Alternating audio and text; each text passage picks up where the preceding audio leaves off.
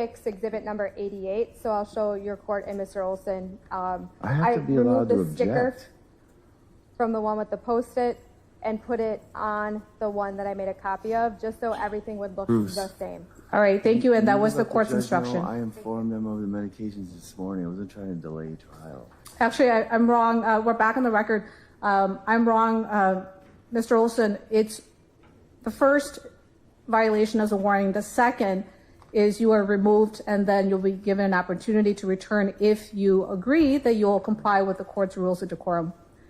So, Okay, let's go off the record and wait for the jury to be brought in. what about it? This is the copy.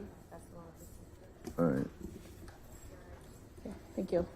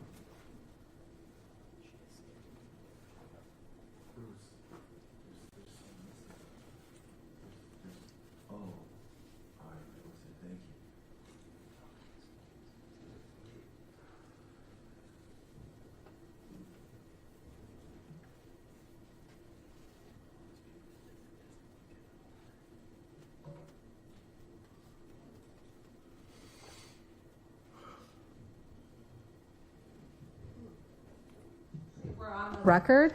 Welcome back, members of the jury. Hope you had a good lunch.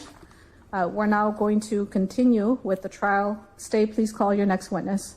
Yes, the state calls Rebecca Schuster.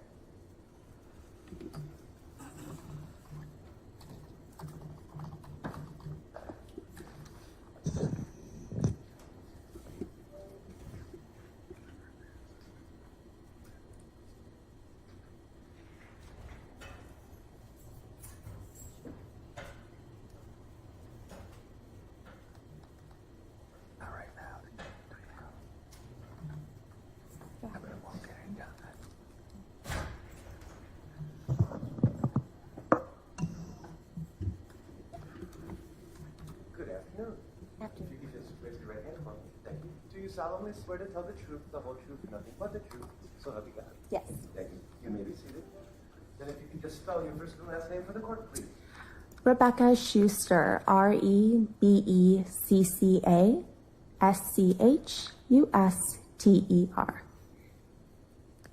Thank you, Ms. Schuster. Do you know why we're here today? I do. Why are we here today? We are here, I am here to give testimony for the defendant being on my property back in November 2022. And what property are we talking about? The address? Or which you said the property. Which property are we talking about specifically? You can start with your property address. Where I We'll go lived, there. yes, Okay. 7271 South 35th Street, Franklin, Wisconsin, 53132. Okay, and is that in the county of Milwaukee, state of Wisconsin? It is. And then in November of 2022, was there something on your property that potentially was broken into? Yes. Yes. And what was that? That was a RV that belonged to my father. I am showing you what was previously marked and received as exhibit number 28. Does that look familiar to you? Yes. Yes. So the RV belonged to your father, but was that parked at your residence? It was. Yes. And why is that? Well, we had a long driveway. I had a lot of area, and while he was looking for housing for winter that was covered, it was a temporary spot. We had space. I had space for it. And then we're talking about November 29th, 2022. Do you remember that day? I do. And why is that? It was a normal day. I was working from home at the time, and I remember it because it was the day that there were multiple police officers on my property. How did you become alerted to the officers on your property? I became alerted. I was working on the opposite side of the house, couldn't view the front. I only noticed something was up when my dog started barking around because there were multiple police cars in the area. So I started kind of scoping it out, seeing what was going on. Okay. Did you then go outside? I do believe I did go outside, and I do believe an officer knocked on my door, but I cannot recall if I went outside first to inquire what was going on, because it did seem more directed in the neighbor's property. I didn't realize it was a part of my our property too, but also there was a knock on my door. Did you then speak to officers about what happened? Yes. Yes. Could you tell us about that conversation?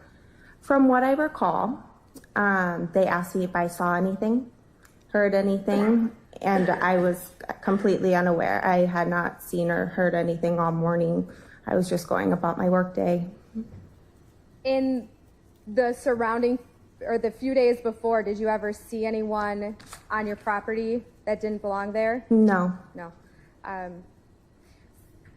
Somehow the attention then got drawn to the RV shown here. How did that happen? Well, I believe I was outside with an officer walking around, and we became aware that the RV had been tampered with, opened, broken into. Had you given anyone permission to enter this RV? No. No. Were you aware of if your dad had given anyone permission to enter this RV? No, and I knew he wouldn't, and he wouldn't give, if he was coming to do any work on the RV, he would make sure I was home and knew he was coming.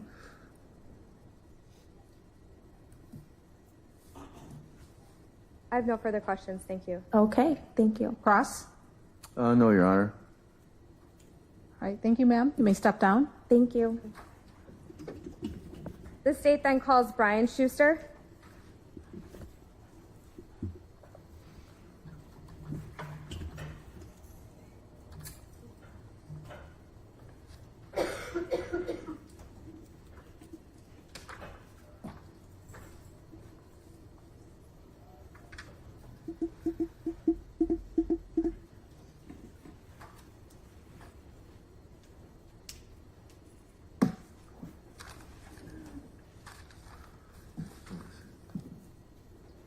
No, I need this. I need it. Stop doing that. Shit. Oh my God.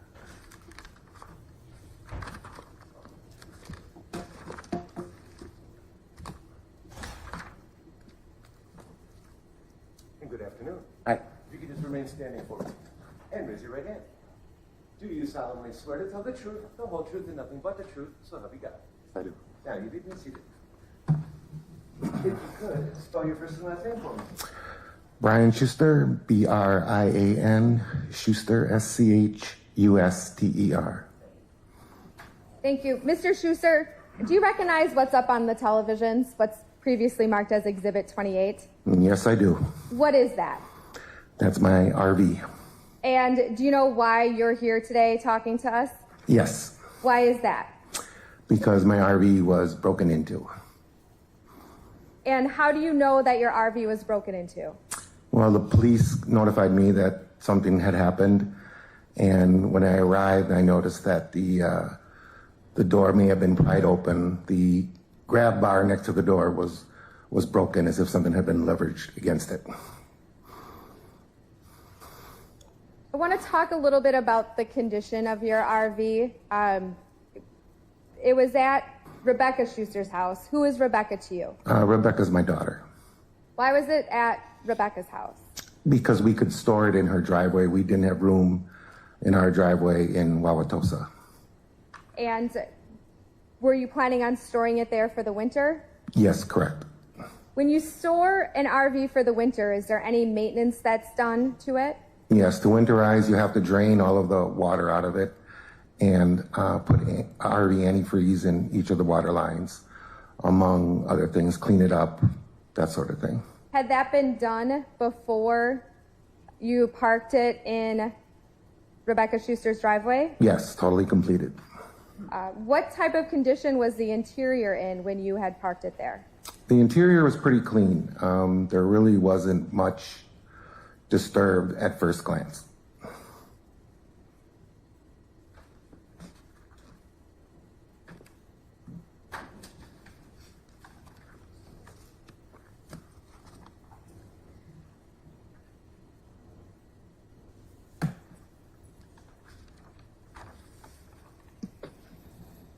I'm showing you what was marked previously at exhibit number 56.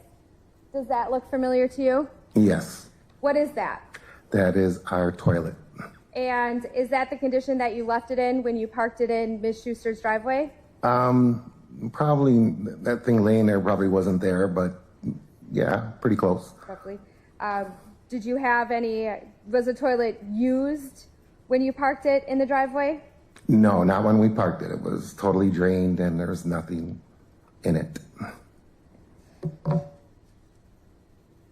Did you give anyone permission to enter your RV while it was in Rebecca's driveway? No, No. Did you give anyone permission to take anything out of the RV while it was in Rebecca's driveway? no. No. This is exhibit number 53. Do you recognize that? Yes, that's our kitchen. Is that in the condition in which you left it? No, there's some things on there that shouldn't have been there.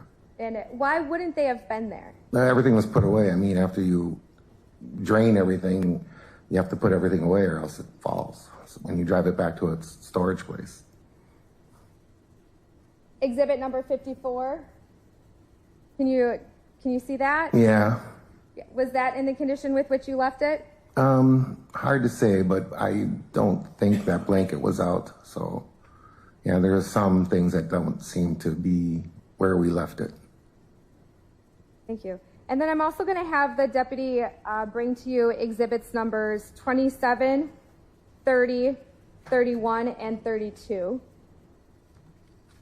and 33.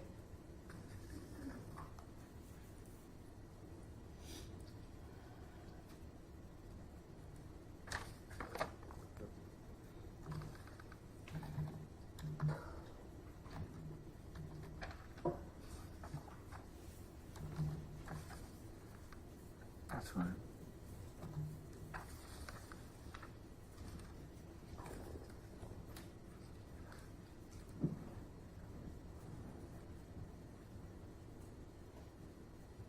And Mr. Schuster, if you just want to take a look at those photos, and generally, can you tell me if you're familiar with the items in those photos? Yes, Exhibit 27, the bicycle, that is definitely ours. That's our e-bike. 30, that knife is a knife that I stored in the RV, given to me by my daughter's boyfriend. Exhibit 31, the shampoo, that's the type of shampoo that I used. The Benadryl was stored in the medicine cabinet along with the mouthwash. And on Exhibit 32, same items, the shampoo, the knife, and the key is the key to the bike. to take the battery out. And Exhibit 33, that appears to be the knife again. I'd ask that those exhibits be moved into evidence Any objection? No, Your Honor. and Steve. permission to publish. You may. Thank you.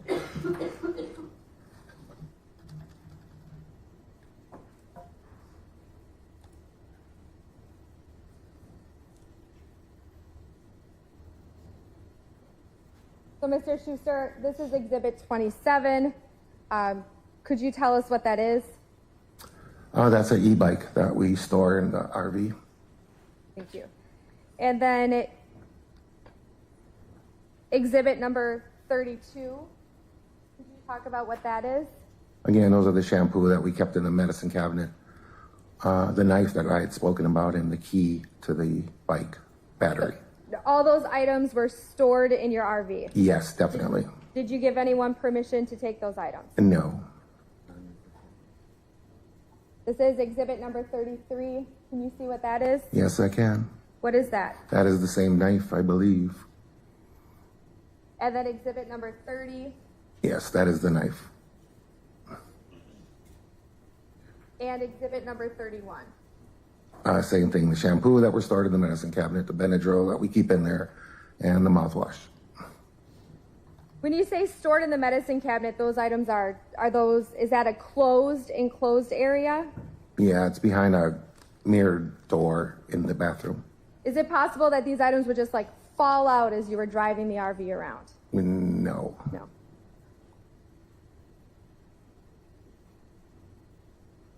No further questions, thank you. Cross? Hold on a second.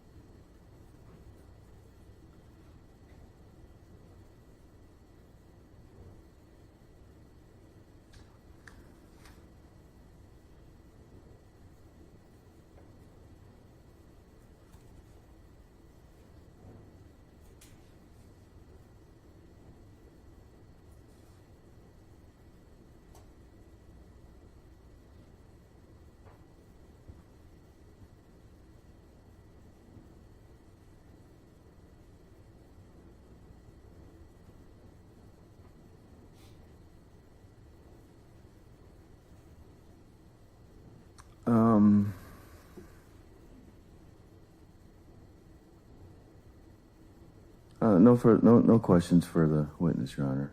All right, thank you, sir. You may step down.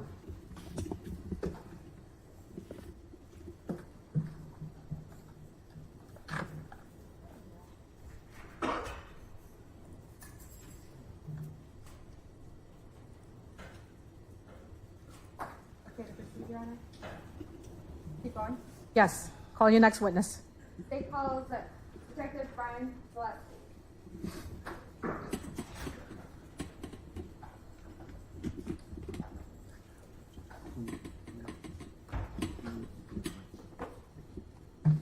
Good afternoon. Do you solemnly swear to tell the truth, the whole truth, and nothing but the truth? So help you God. I do. Thank you. And then if you could just spell your first and last name for me, please. Brian Zaleski, B-R-I-A-N, last name Z-A-L-E-W-S-K-I.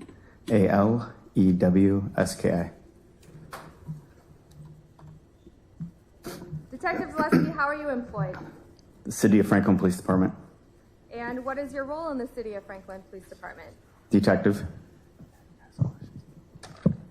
How long have you been a detective? I believe since 2017. How long have you been with the City of Franklin? 12 years. 12 years. So you were acting in the role of a detective in November of 2022? Yes. And you're my court officer here. You've been sitting here for the trial. Why is that? Because I probably have the most knowledge about the case. And what was your role in the investigation? To investigate the entire back end of the case after patrol had their initial call for service at Grandpa Frank's. What does that mean to investigate the entire back end of the case? Police, if you call for a police officer for service, a police officer will either meet with you in the front of a police lobby or wherever you need them to speak with. That's normally not my role. You would get a patrol officer in uniform. If it's in enough of a substantial case where you need people talked to, interviewed, backgrounds done, more investigative work, then it usually would go to a detective. So this case went to you. It did. When did you become involved? Friday, November 25th. So the day after Thanksgiving? Yes. Yes. Why did you not become involved right away on Thanksgiving Day when this was reported? Well, one, I wasn't working. I was on call, and my supervisor didn't call me. So you just, how did you become involved then on the day after Thanksgiving?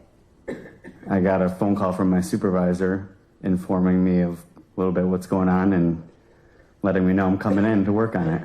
Is that pretty typical for Franklin? Like how it happened for this case? Yes. Yes. Yes. So you're not, they call in detectives like on an on-call basis to work on investigations? Yes. It can happen when I'm not on call, but yes, I was on call that week. Okay, great.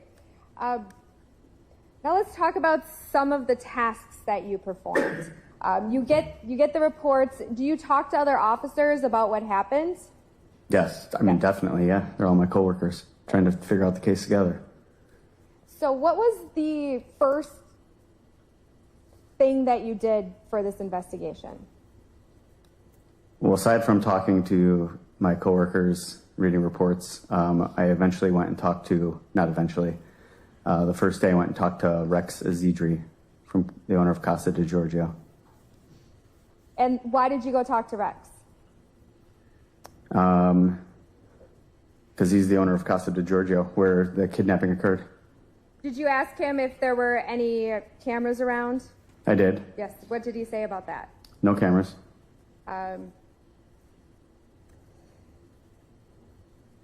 After talking to Mr. Adrizi, what did you do next?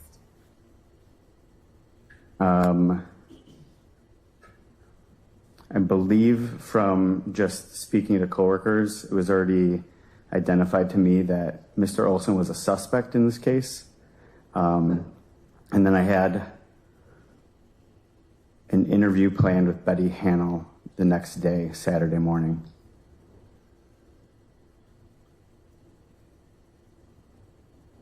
Ms. Hannell was interviewed previously, correct? Correct. Why interview her again? Well, she's distressed. I mean, she went through a huge ordeal. The reason why I didn't meet with her Friday is to give her a little rest and let her just be herself at home.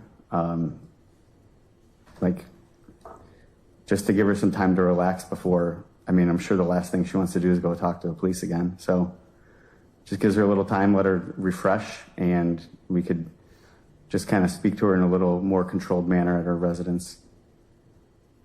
You said speak to her in a controlled manner at her residence. Is that where you interviewed her again? Yes. What was her demeanor like when you interviewed her on that Saturday? She's frustrated but jovial, really easy to talk to. She kind of had the same personality and persona that the jury saw the other day. I don't know what day that was. Why was she frustrated?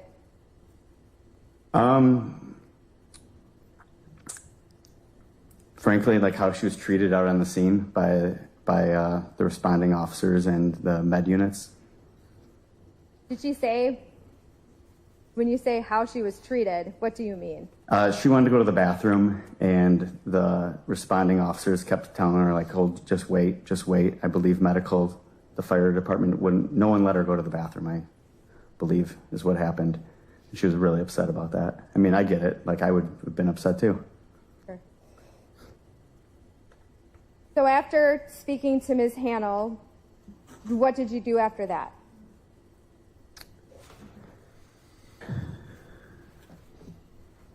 I looked into her credit card usage and trying to backtrack that. Also got consent from her to download her phone, and I also searched her vehicle. Let's talk about the credit card usage. How did you find out that her credit card was used? Well, I asked her. Also, her son was there, who we heard from earlier today or this week. So from her and her son, from their credit card statement. And why was that important? Well, one, you can go back, and if it's quick enough and the business still has video, you can get video of who's using the credit card. And did Ms. Hannell say she was using the credit card? She said she was not using the credit card. Did she say anyone else had permission to use the credit card? No one else had permission to use the credit card. When you were interviewing Ms. Hannell, was anyone else in the room? Yes. Who was in the room? Her son, I don't know if he was in the room, but he was at least in the residence with us. Is it typical to do an interview with a third party in the room? Usually not, but I think it kind of just depends on the situation. And you talked about her credit card being used when she did not use it. Were you able to figure out if there were any transactions? Yes. Yes. Tell us about that process.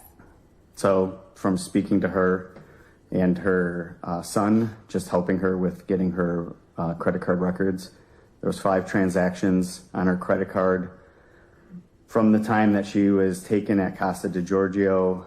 So after 4 p.m. on Wednesday, November 23rd, until she had contact with the Greenfield Police Department at Grandpa Frank's on Thursday, November 24th. There was 5 transactions. And why was it important to find these transactions? Well, one, you can see who's using the credit card if there's video, and also you get a little more breadcrumbs of where the credit card was going. And by where the credit card was going, do you mean where Ms. Hannell was going? Yes. And potentially where Mr. Olson was going? Yes. Yes. Were you able to recover any video from these transactions? Yes. Which locations were you able to recover video from? Video was recovered from Walgreens on 27th Street and also a gas station. I think it's SK Petromart on 13th Street. So let's talk about the Walgreens on 27th Street. Is that in Milwaukee? It's in the city of Milwaukee, Milwaukee County. And do you know the address of the Walgreens? I don't know the exact address, but I know it's south of Oklahoma. If I stated it was 3233 South 27th Street, does that sound correct? That sounds correct. And you were able to collect video from this location? Yes. I'm putting it into my computer what I have marked as exhibit number 91.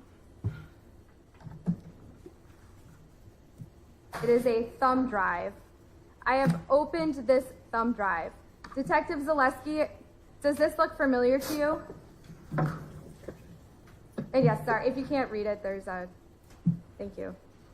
Yes? Yes. Why does this look familiar to you? Because I'm probably the one that provided you with this through e-filing for discovery. Because how long ago did you provide discovery to our office?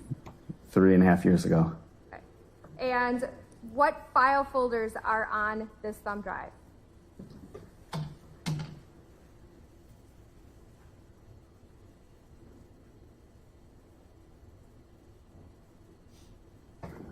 SK Petro, and Walgreens. I'd ask that exhibit number 91 be moved into evidence. Any objection? No, Your Honor. Just not yet. I don't know what portions or what you're playing from this exhibit 91. All of it. So, Okay, did you want more clarification? I do. There's 2 file folders. They each have several files. I opened the Walgreens folder. Can you see what is in this folder? Yes. What is in this folder? There's going to be a video, and depending on if you don't have a player, it's a player probably from the Walgreens store. And do you know what is on this video? Yes. What's on this video? It's the surveillance cameras from Walgreens from November 24th. Do you know about how long the video is? From my recollection, I believe it is long. I don't know exactly how long. Your Honor, may I open it? Yes. Thank you.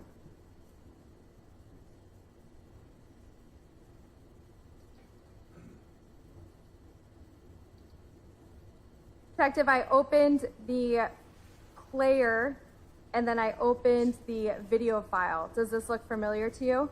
Yes. Yes. And could you tell us what we are looking at? It's the front counter checkout of the Walgreens. And is this how the video looked at the time you gave it to the state or downloaded it? Yes. Yes. Are you familiar with the functionality of this player?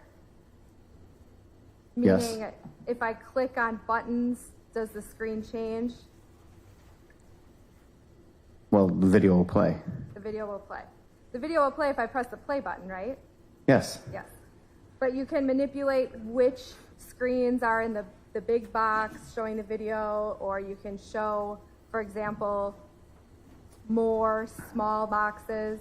Yes. Is that standard for this video? Yes. Did you change or alter this video in any form? No. No. Is it easy to tell exactly how long this video is based on this player?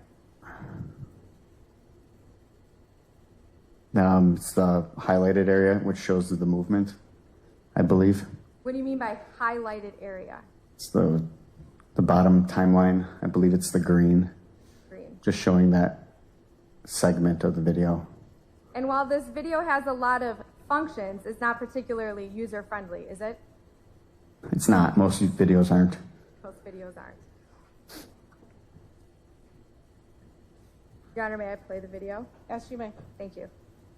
And is 91 received as an exhibit? It's received. Thank you.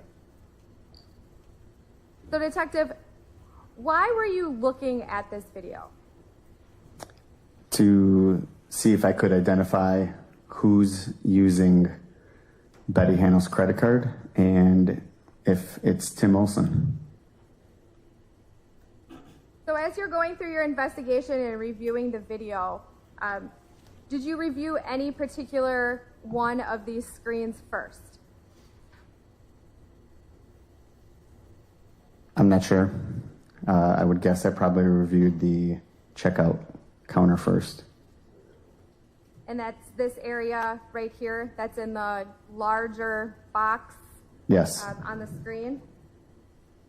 Is this a system where I can just skip to a certain time, or do I have to play it? Through this format, you might be able to skip. If you just played the video off the other drive, I know you'd have to let it play. So I'm starting at 3:55:04.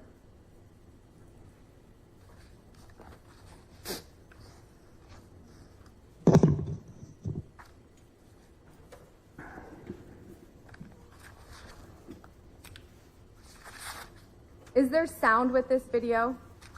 No. No.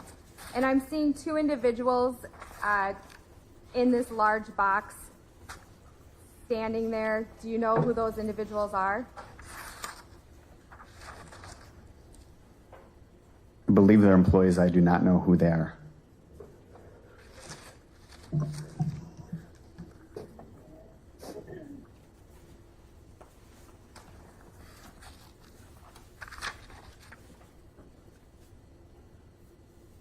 I'm actually going to move this into 4 times speed at 356 timestamp.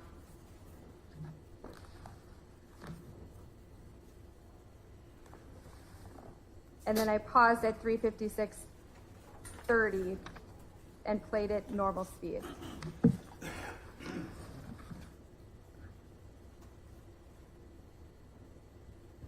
In reviewing these cameras, did you see at this point anyone else in the store? I don't know. I don't remember.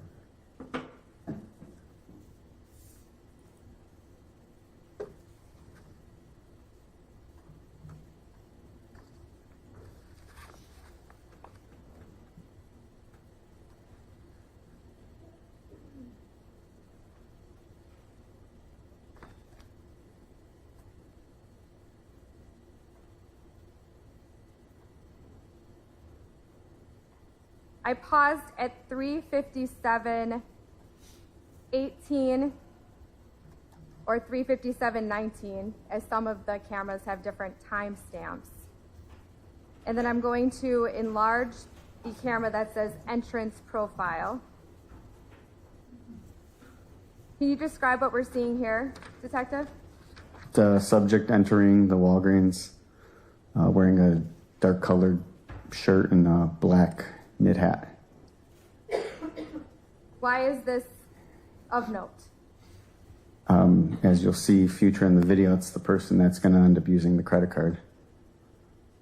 What time was the credit card used? I think the credit card company said like 4:04 a.m. Do you know if that was an accurate time? Well, it might be accurate to the credit card company, but it's common that the timestamp might not be the same with a business. Do you know if the timestamp at the business was accurate? I don't remember. Was it close? Do you have any idea? It's close. Is there anything that could help refresh your recollection regarding that timestamp? Like when the credit card is used? Timestamp on the video that we're looking at. I believe it's around 4:01, I believe. And on what date? November 24th. Is the date accurate on this video? Yes. I am pressing play again at 357:19.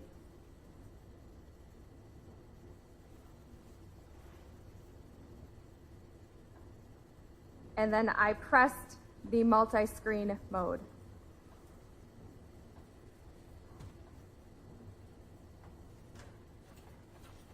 I am pausing at 357:37. I am showing the front entrance camera. Is there another individual now that's in the store? I'll give you a hint. It says security on his back. Yes. Yes. In your review of the videos, did you see any other people in the store that did not seem to be employees? I'm not sure. Okay. Pressing play again at 357:37.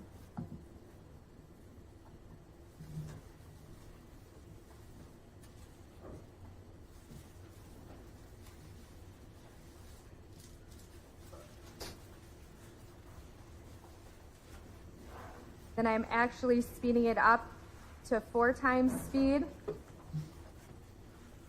That was at 357:40.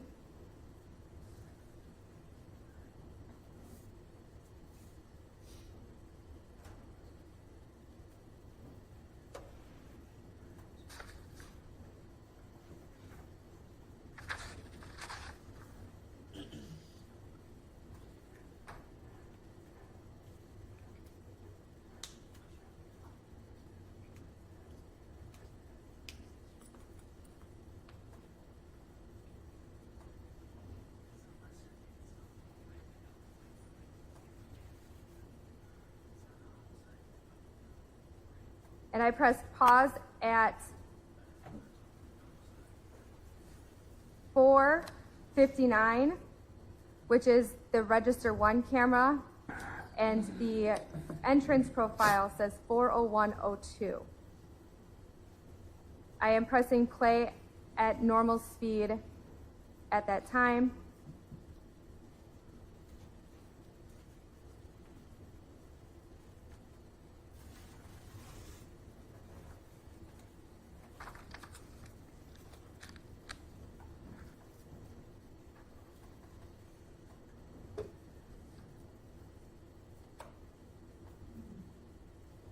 And I am pausing at 4:01:20.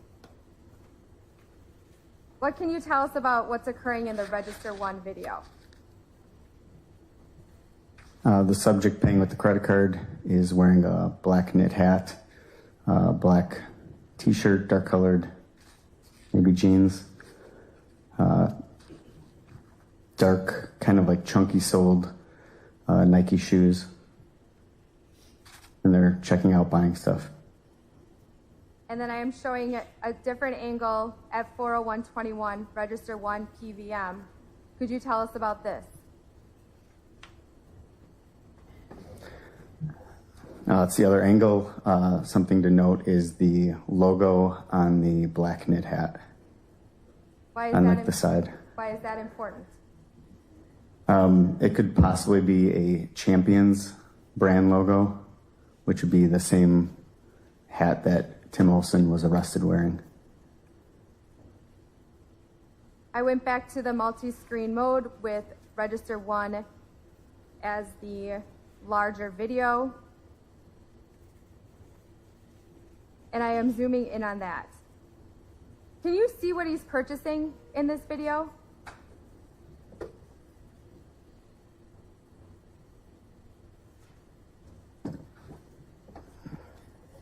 I mean, it's hard to tell. One of the items of note through the investigation was that he did purchase a chocolate milk. And why is that important for this video? It'll end up later, you'll see that it was located in Betty Hannell's vehicle. Why do you believe that this video is important regarding the chocolate milk?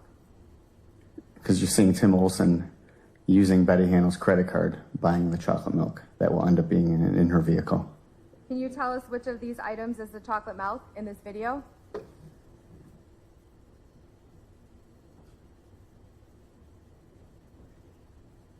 You're pointing to the bottle-looking item towards the middle of the screen, is that correct? Yeah, it looks like a darker colored bottle with like maybe a white cap. Were you ever able to review documentation regarding this purchase? I don't know if I reviewed it, or I believe I did. When I go to get the video, I meet with a manager, and I'm not sure if they gave me an actual receipt or if they're able to look it up through the transaction and tell me what was purchased.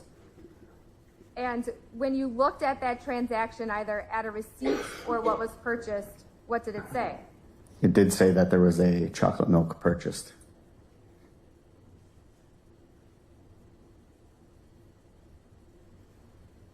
I'm going to resume playing at 4:01:20. And I went back to the multi-screen mode with Register 1 as the large video.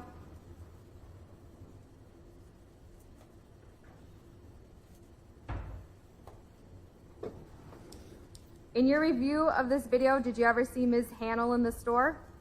No.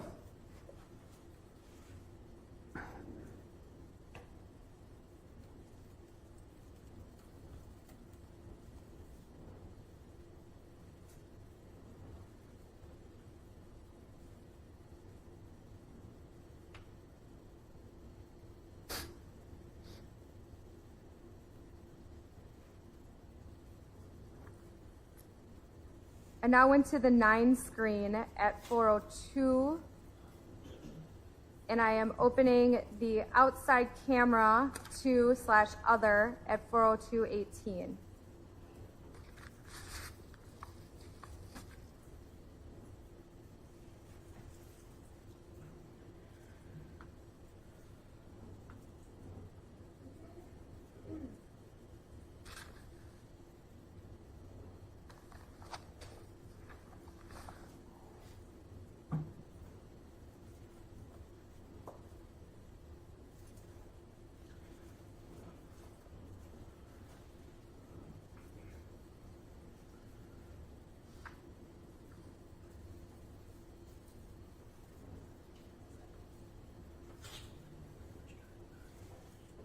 and I am stopping at 40302. Detective, do you see something in this video? Yes, What is that?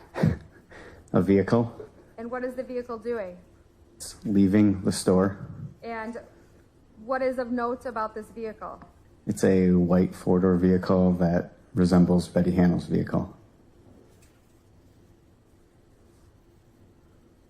And then I will end playing the video at 40302.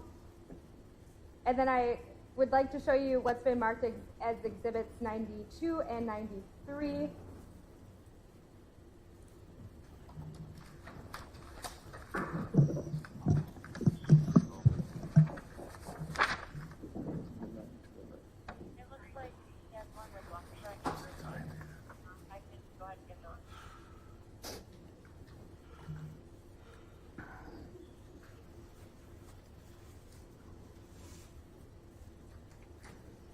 Thank you.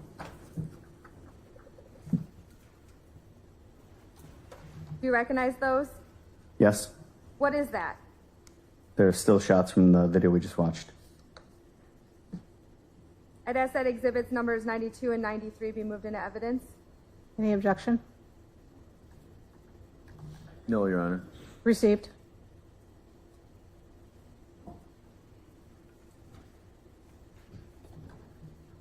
Permission to publish? You may.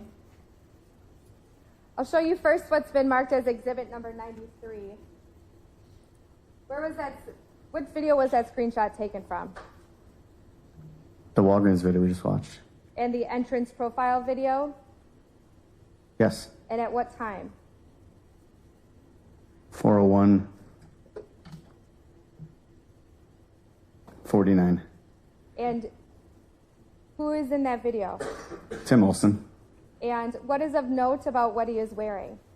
He's wearing a black knit hat with a logo on the side.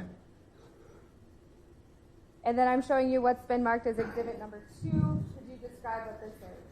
Or exhibit number 92. I apologize. It's a white vehicle in the parking lot of the Walgreens, leaving. And whose video do you believe that to be? Sorry, can you repeat the question? Whose vehicle do you believe that to be? Betty Handel's vehicle? Thank you. And you stated you received video from one other location, is that correct? Yes. Yes. And what location was that? SK Petromart on 13th Street.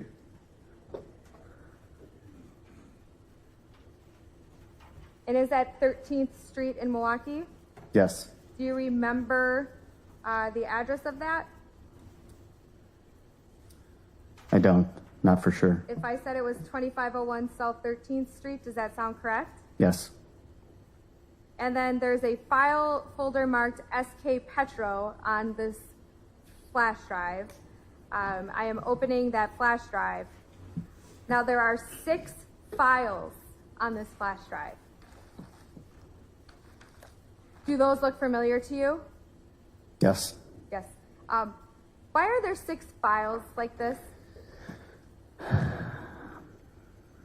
Either the file size is too big, or there's different cameras.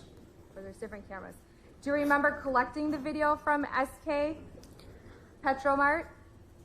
A little bit. I believe the SK Petromart video system, it was working, but the owner or employee didn't know how to function it, and I couldn't figure out how to extract the video from it.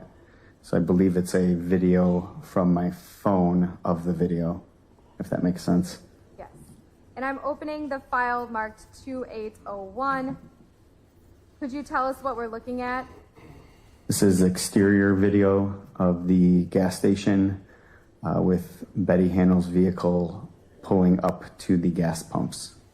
So now that you're looking at the video, does that help refresh your recollection of how you collected this video?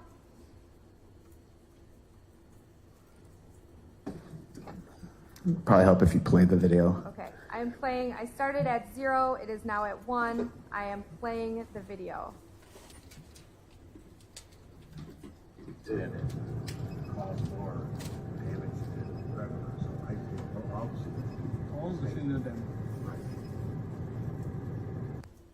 The video was 13 seconds long. What did it show? Showed Betty Handel's vehicle pulling up to the gas pumps. And did you hear any audio? Yes. Tell us about that audio. The audio is the employees and or customer interactions and or it might even be law enforcement as I'm just taking the video of the screen as it's playing, as business is going on. And you're taking the video with your phone? Yes. I am now going to play what is marked 2804.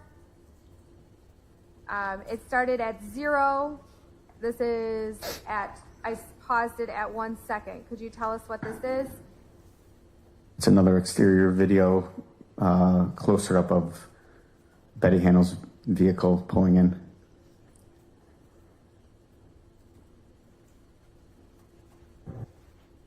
That video was 4 seconds long and I played it in its entirety. And then I'm pausing at 1 second. Can you see anything of note in this video? Or where I paused it? It's hard to tell when it's just paused, but there are 2 people in the vehicle. And then I am playing 2805. It is only 1 second long. What is of note for this? You can read the license plate. Why is that important?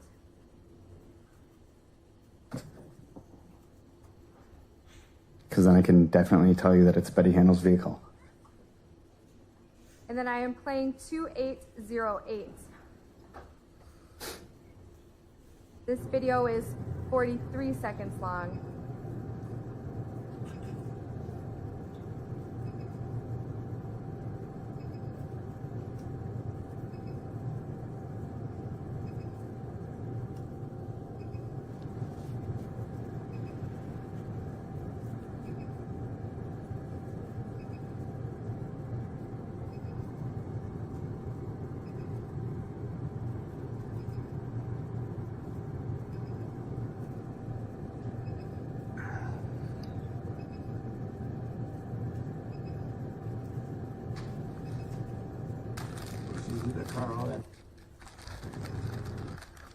And I stopped that video, and I'm sorry. The video was actually 45 seconds long, and I played it in its entirety. What was of note of this video? Tim Olson's getting out of the driver's seat, and you can see movement in the passenger seat. Why is that important? Well, you know, there's 2 people in the car, and the other person's Betty Handel. You know what time this video, let me rephrase that. When you were at SK Mart, was there a timestamp on this video? I don't know if there's a timestamp, but I do know around what time the credit card was used. And what time was the credit card used? Around 7:40, 7:44 a.m. on Thursday, November 24th, 22. And then I am playing 2809.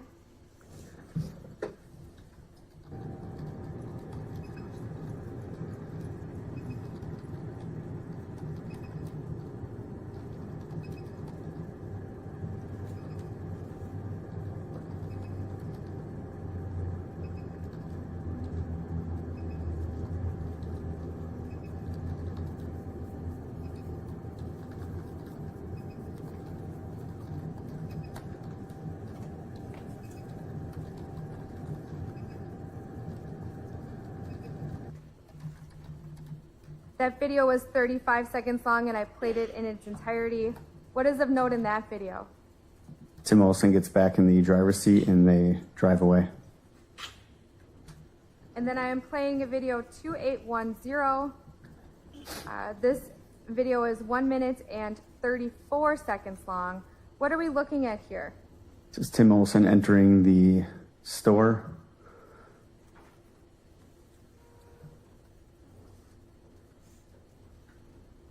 I am pressing play at 1 second. I started at 0 and paused it at 1 second.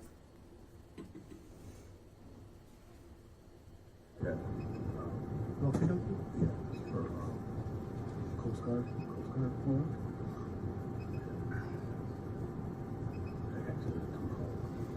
There's a lot of this restricted. Please get off.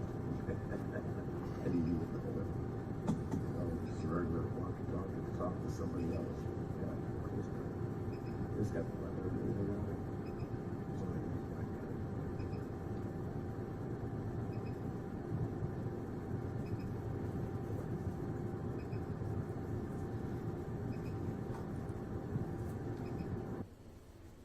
And I'm pausing it at 41 seconds. What is of note in the 41 seconds that I've played so far? He takes his glasses off. He looks directly at the camera. He's wearing some of the same clothing as Walgreens. The dark, like chunky Nike shoes with the fluorescent green, like swoosh. He's still wearing looks more evident in this video, the Champions black knit hat. And I'm playing again at 41 seconds.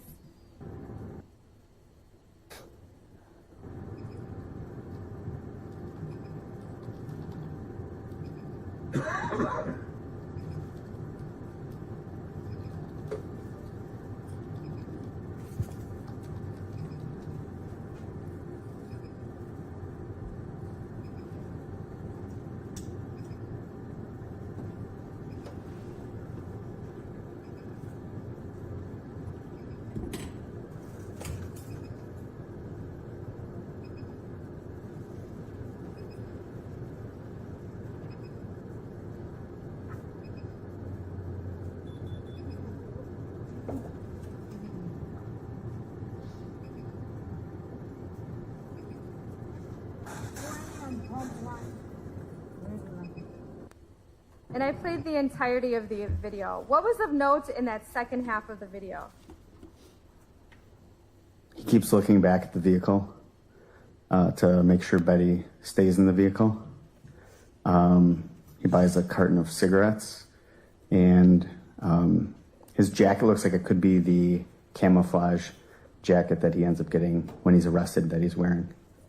Did the time of this video match up with the time the credit card was used? Yes. In your conversation with Ms. Handel, does she ever indicate anyone had permission to use her card? No, no one had permission. And then I'd also like to have you look at the exhibits that I've marked 94 and 95.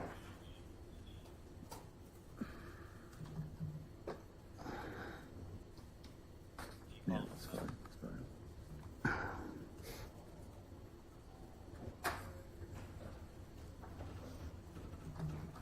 Thank you.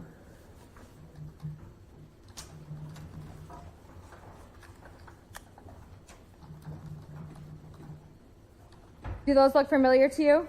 Yes. Yes. What are those? So Tim Olson looking into the video camera. Are they screenshots from the video we just watched? Yes. Yes. I'd ask that exhibits number 94 and 95 be moved into evidence. Any objection? No, Your Honor. Okay, I'm sorry, 94 and 95? Correct. Okay, what was 94? They're both screenshots from the video of Mr. Olson. Okay, thank you. Both received. Permission to publish? You may. This is exhibit number 94. Who is in that video? Tim Olson. And then exhibit number 95. Tim Olson again zoomed in. In your review of the video from SK Mart, did you ever see Ms. Handel get out of the car? No. No. Did you ever see anyone else get into the car? No. No. Thank you. I'm going to move to another part of your investigation, or let me just ask one follow-up question. Was video ever collected from any other locations where the credit card was used? No. No. Why not? By the time they checked their bank records, or by the time the credit card was posted, they were able to get a location and a date, but no time. So three Why? locations had no time. I'm sorry, I almost interrupted you. Why didn't you go try to collect that video? I had so much to do. I'm not going to send myself or a patrol officer out and look for 24 hours of video. You didn't want to watch the video? Well, no, I did not want to watch the video, but that's a lot of time and resources were better used in other spots. Thank you. You were also involved in the processing of evidence, is that correct? Yes. How did you get involved in that part of the investigation? Well, I'm a trained evidence technician, and because I was running the case, it just made it easier. What evidence was collected in this case for processing? Well, Betty Hannell's phone was downloaded, and I also searched her vehicle. And then when you say you're an evidence technician, what does that mean? I'm trained on processing scenes, collecting evidence, forensic evidence, and how to keep the evidence without it degrading, and how to store it.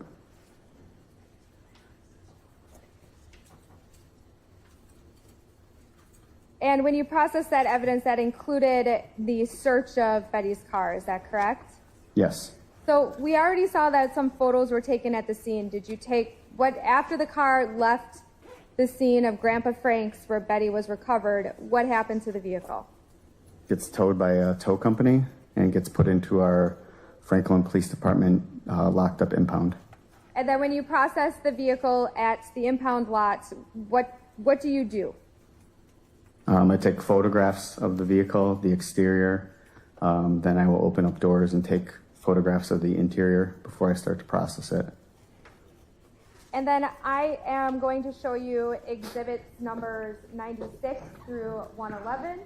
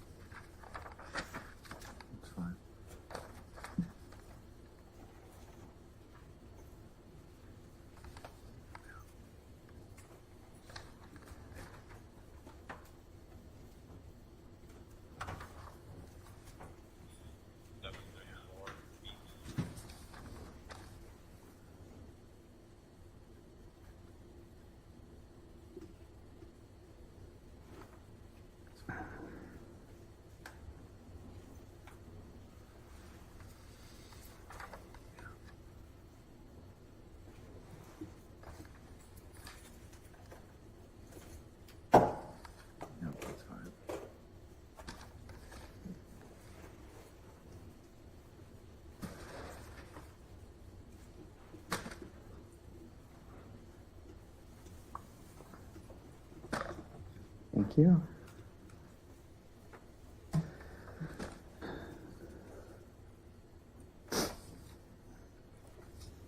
In reviewing those photos, are those the photos that you took of the vehicle when you were processing it?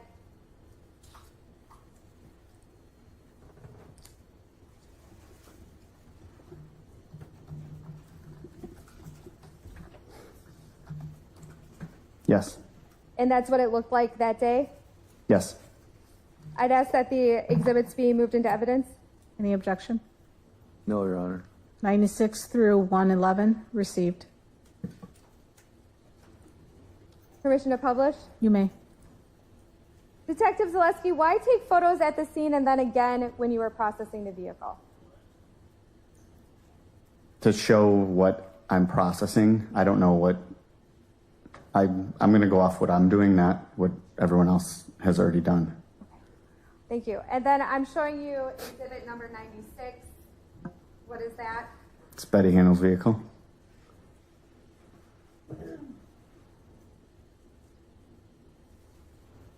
Exhibit number 97. Her vehicle again? And from the front, Yes. exhibit number 98. Her vehicle from the rear? What is exhibit number 99? It's a black knit hat and the driver's side floorboard? So we're looking at the driver's side floorboard and there's a black knit hat, correct? Yes. And then this is exhibit 100. What is this? It's a black knit hat, Tommy Hilfiger brand. And why is that important? Well, it was left in the vehicle, and it also looks very similar to hats that Tim Olson was wearing. Did you collect this hat as evidence? Yes. Yes.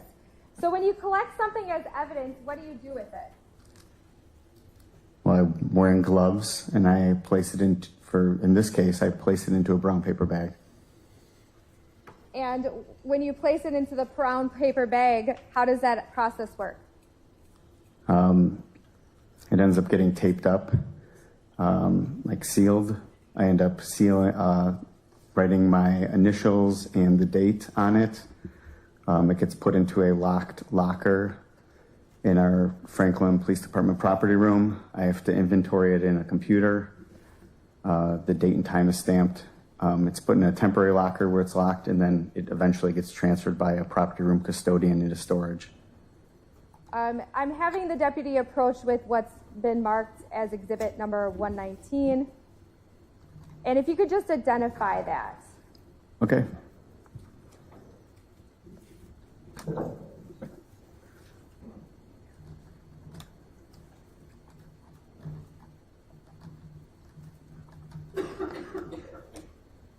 Yeah, it's the knit hat we just pictures on the screen. And then the deputy did give you gloves and a scissors. Could you open that and show us what's inside? Sure. Thank you.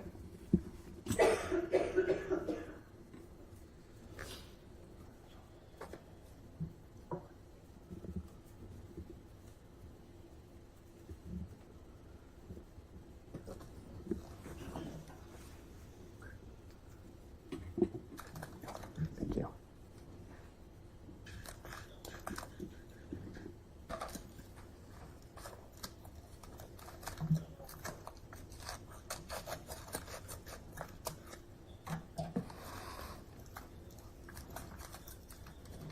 Oh, my name's still.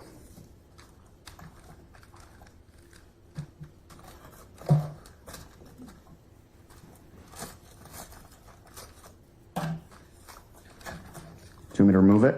Yes, please.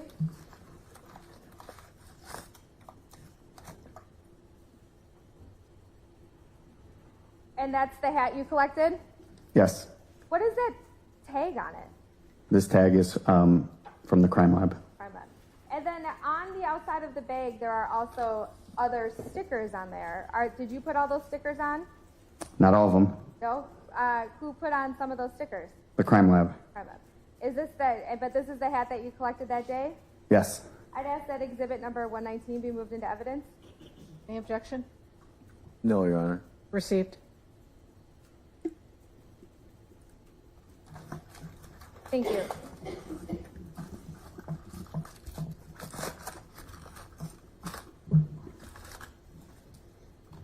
And exhibit number 101, what is that?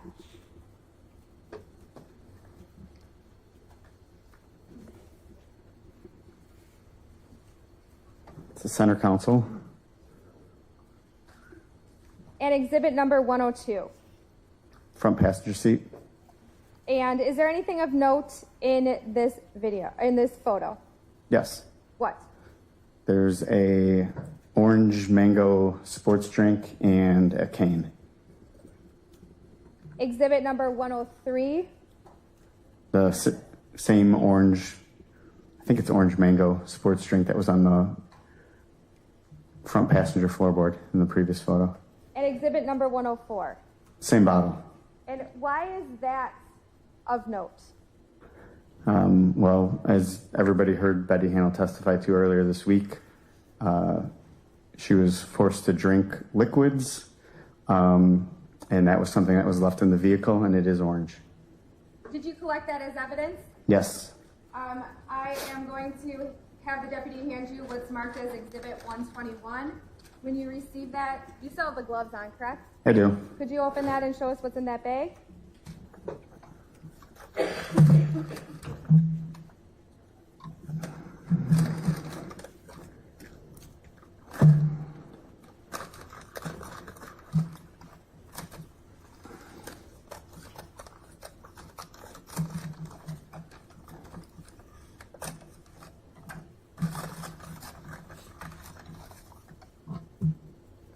The mango sports drink. And are there stickers on this bag as well?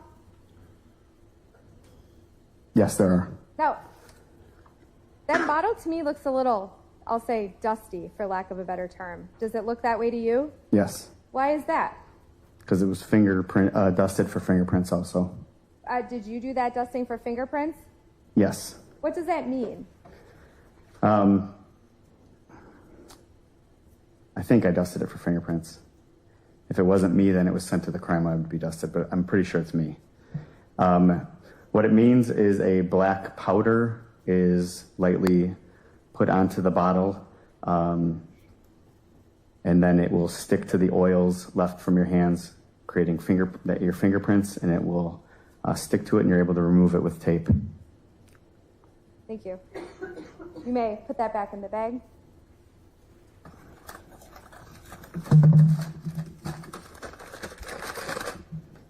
Exhibit number 5 is on this, or 105 is on the screen. Could you tell us about that?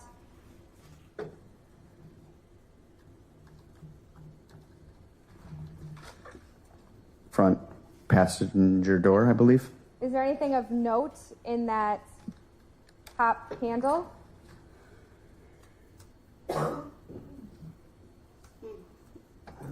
It may be a Walgreens receipt. What do you mean by maybe? Well, because I'm not sure. It's hard to see.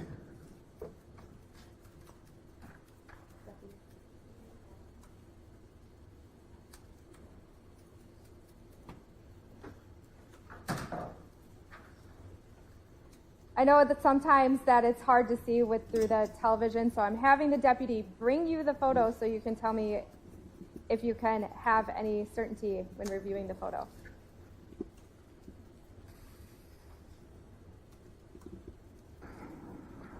I believe it's a Walgreens receipt. Thank you. Exhibit number 106.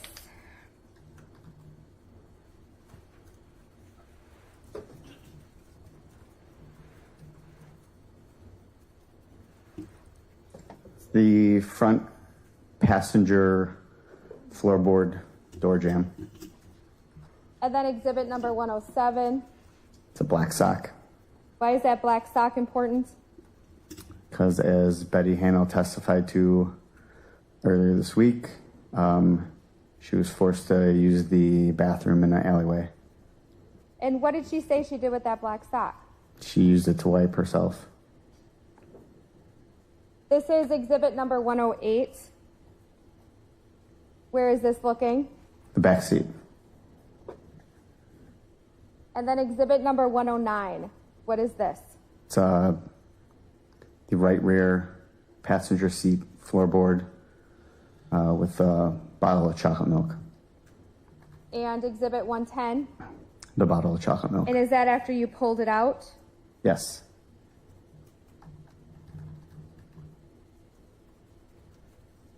And exhibit number 111. The back seat from the driver's side.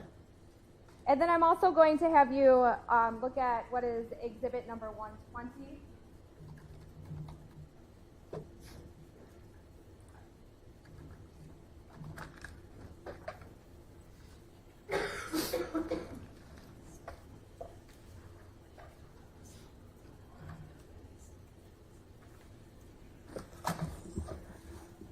Thank you.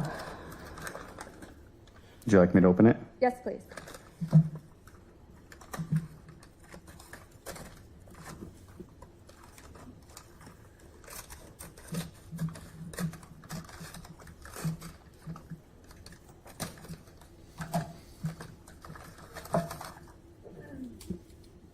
That's that bottle that was collected? Yes. Yes. Thank you. Are there also stickers on that bag that you did not put there? Yes. What type of stickers are they?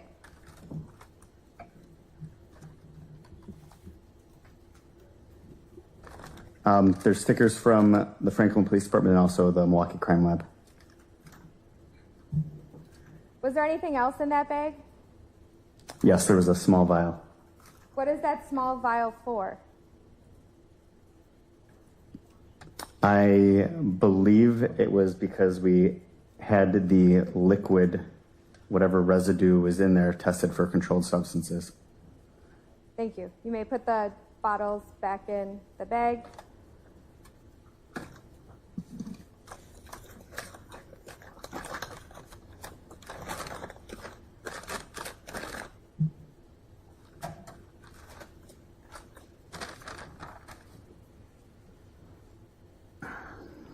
And then I just want to show you what's been marked as exhibits numbers 112 and 113. Oh, yeah, thank you. You talked about processing the car for evidence and the items. You mentioned maybe processing them for fingerprints, but you weren't sure if you did it or the crime lab did it. Do those photos that I just gave you help your recollection? Yes. Yes. Why? What are those photos? It's a photo of a wine bottle and dusting a window. Okay. So why do those photos help refresh your recollection? Because I did dust and process everything for fingerprints. Okay. And did you take those photos? Yes. I'd ask that exhibits number 112 and 113 be moved into evidence. Any objection? No, Your Honor. Received. Permission to publish? You may.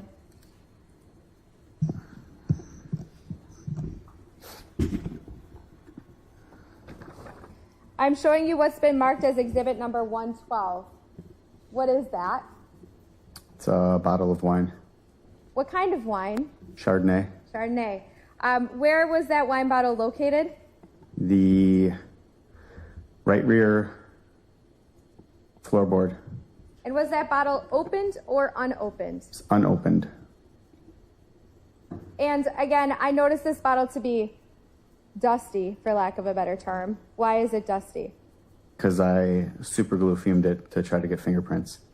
When you say you super glue fumed it, what does that mean? I take the bottle, I put it into like an enclosed space at our police department. It's an aquarium. You put a water source in there, like a small cup of water, to create humidity with like a heat lamp. And then you put some super glue also in there, and you seal it up for a set time. There's no set time, but you gotta try to figure it out where it creates a super glue fume that then adheres to everything in the case, including the bottle, and it makes sometimes dusting for fingerprints easier. Why would it make it easier? Well, when you dust for fingerprints, sometimes you can ruin the fingerprints just by dusting, where the super glue encapsulates it in the super glue, kind of making like a super glue cast of a fingerprint. So it makes it hard. Yes. So if you put like dust it or use a brush on it, it's not going to disappear. Yeah, you'd be able to dust it a bunch of times. Now, for Franklin, do you then analyze the fingerprints yourself? Are you asking if I'm analyzing the fingerprint? Yes. No. No. So after you super glue, fume a bottle like this, and then dust, what happens? The lifts that I take of the fingerprints get placed, I lift them with tape. It gets put onto like a note card, and then they get submitted into evidence. Kind of like I explained before, I have to put it into property, and then it eventually gets submitted to the Milwaukee Crime Lab, Wisconsin Crime Lab in Milwaukee.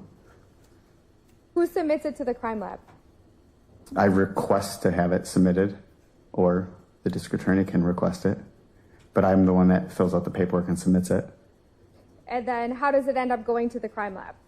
I submit a form, I get permission from the crime lab due to their workload, and then fill out a form, and then normally a property room custodian will fulfill my form request and will pull the property, and it gets transported to the Milwaukee Crime Lab, where the same process kind of gets logged into the Milwaukee Crime Lab system for chain of custody. Thank you. And then this is exhibit number 113. Does that looks familiar to you? What is that? That's the exterior driver's side window of Betty Handel's vehicle. And what are those smudges on this photo? Those are fingerprints that I have dusted. And when you say dusted, what is that process? It's using a brush with a powder. In this case, it was black powder. And it's lightly twisted and applied to the window to adhere to the fingerprints. And then it can be lifted with tape. When you say lifted with tape, what do you mean? I take tape and I place it over the fingerprint. There's kind of a process and a technique you get better with as you do it more. So you want no air bubbles. And then when you go and pull it back, it should be nice and smooth, and it takes the whole fingerprint with, and then you're almost doing the reverse process then onto a note card. And what happens to that note card? It gets placed into property and then later gets transported to the crime lab. Thank you. Detective Zaleski, was that pretty much the entire processing of the vehicle that you completed? No. No, what else did you do? I swabbed the bottles for DNA. Okay, you swabbed. Tell us about that process. So you can also submit DNA standards to the crime lab. Like I said before, the crime lab's pretty busy, so they're very picky on what you submit. So you want to be smart and logical with your submissions. So when people drink from receptacles, especially bottles, especially twist bottles that have ridges on it, and it's touching your lips, skin cells will transfer easily, and that's a good source for getting DNA profiles. So the orange mango bottle and that milk bottle, you swab both of those for DNA? Yes. When you swab them for DNA, what do you swab them with? It looks like a Q-tip.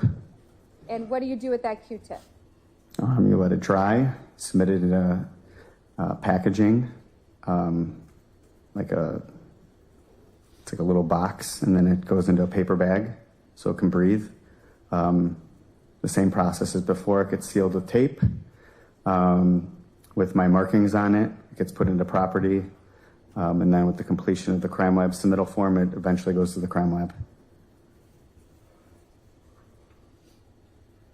Regarding the items in the car, were there any other things completed? No. No. You also stated you dealt with Betty Handel's cell phone. Is that correct? Yes. Could you tell us what it means to download a cell phone? It's setting it up.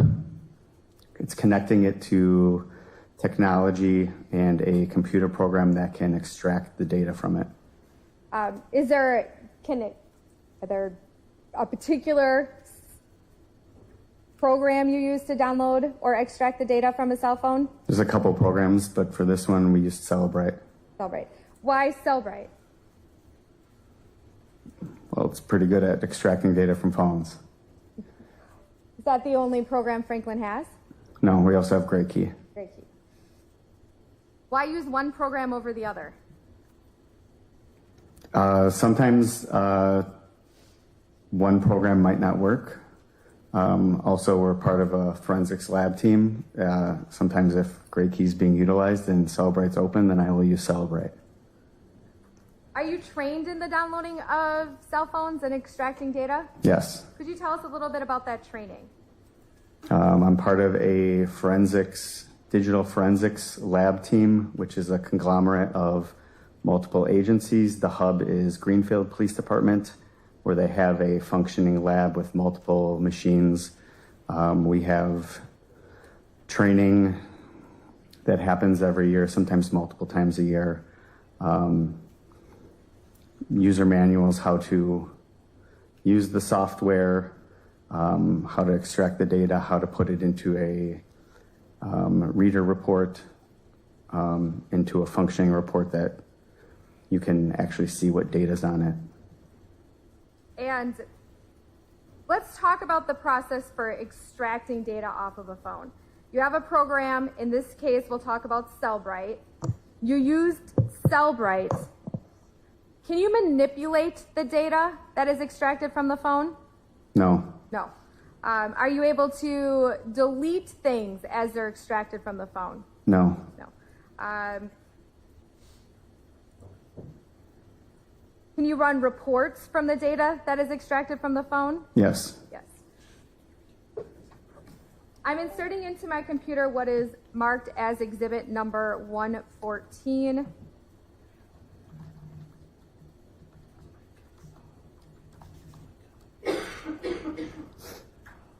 I am opening the flash drive. There is one file on the flash drive, and I am opening that file. It is an Adobe PDF file. Does this look familiar to you? Yes. Yes. Could you tell us about what this is? This is the PDF form of the reader report of the Cellbrite program from a phone download. Basically, the program parses out the phone into different sections, and this is all just in a PDF format. So, why a PDF format? For today? Or forever? Yeah, for in general. Well, PDF format, you saw it took ADA Sadowski 5 seconds to open it up. If I was to use the Cellbrite program to open it up, it could take like 45 minutes. Why is that? Because it's so much data, it just takes a long time, and you need a good computer to do it. How many pages long is this report? This one's like around 15,000. I said 15,086, is that correct? Yes. Yes. Is that pretty typical for a phone download? I would say because of Betty Hannell having an iPhone 6 and it being 3.5 years ago, it's probably small now. Small now. So most cell phone downloads are much, much larger. Yeah, way larger. Way larger. Did you review all 15,086 pages? I don't know if I've reviewed all 15,000, but I've reviewed this a lot. Is this PDF searchable? Yes. Yes. So if you're looking for key things, do you often just search for key numbers, names, notes? Yes. Yes. But you're familiar with the contents of all 15,000 pages? Yes. I'd ask that exhibit number 114 be moved into evidence. Any objection? No, Your Honor. Received. Thank you. Now, when you were reviewing this cell phone download, what were you looking for? Text messages, phone calls, usage. I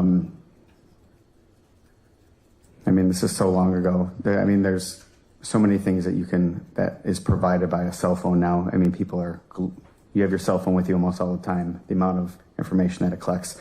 But for this, phone calls, text messages, web searches. And just for the ease of purposes, on the left-hand side of this file, it's actually tabs, correct? Yes. Yes, and what do those tabs indicate? It's kind of how the report sections it off. And so there's dozens of tabs, correct? Yeah, there's a lot. And I'm just gonna, for example, I'm gonna go specifically to the tab marked call log. And when I click on that, where does it take us? The call log. The call log. And what's a call log? It's a document of what phone calls are made incoming and outgoing. Incoming and outgoing. Incoming and outgoing. So the information on here, could you tell us about the information that's contained on this?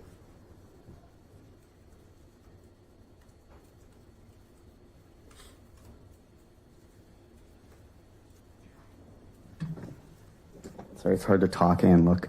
It'll tell you information, the phone number, the date and time. In this instance, I think it's Ace Fernandez. Signifies it's probably a contact in Betty Handel's phone.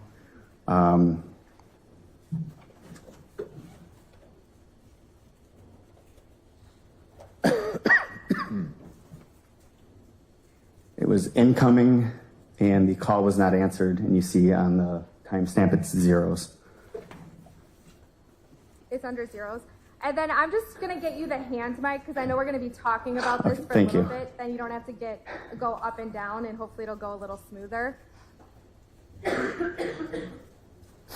But while we're waiting for that, I want to talk specifically about the time stamp. Could you, when you look at the time stamp, is it Central Time, Wisconsin? No. No. What is it? It's UTC, which is where London, England is. Okay. And why is that?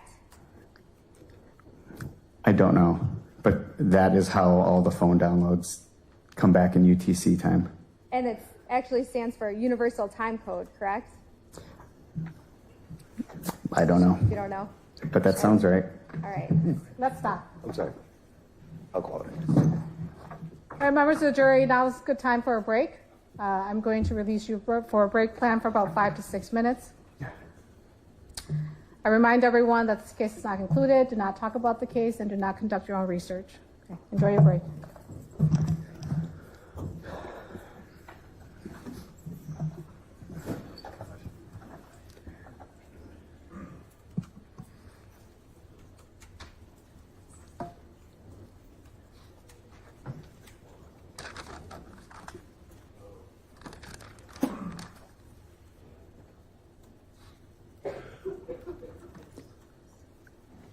Okay, last one, please close the door.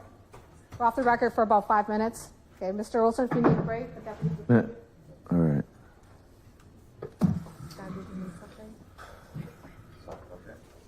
I need a break. I need to run back to the unit. To the unit? Plug your stuff there. Back to the unit. Ask her. 122. Here. What? 200. Here. Because I have to go back and get some things. Why? How long did you say?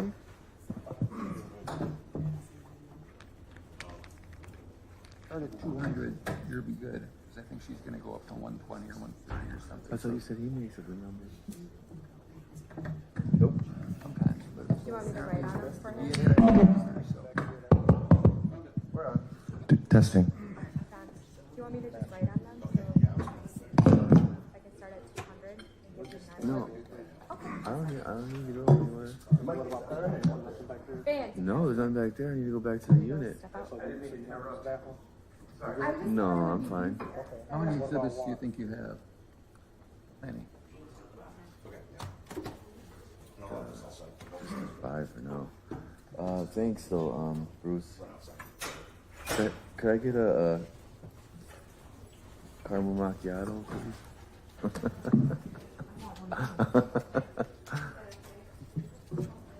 How about some regular coffee? Anything.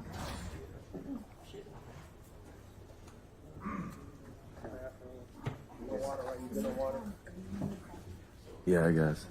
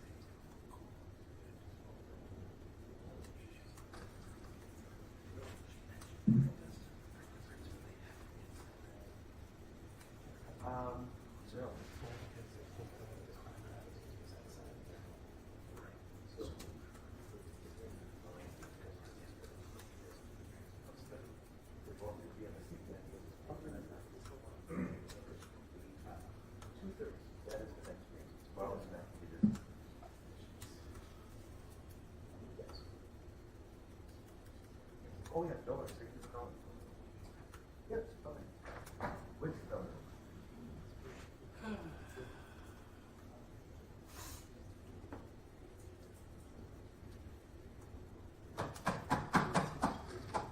Yikes. This person?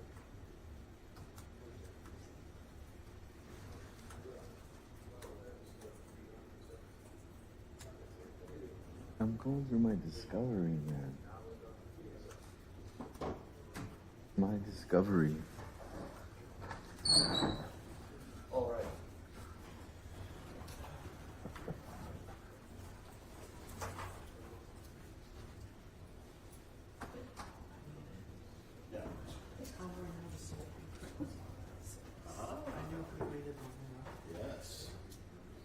When you're in March, I'm not going to anything.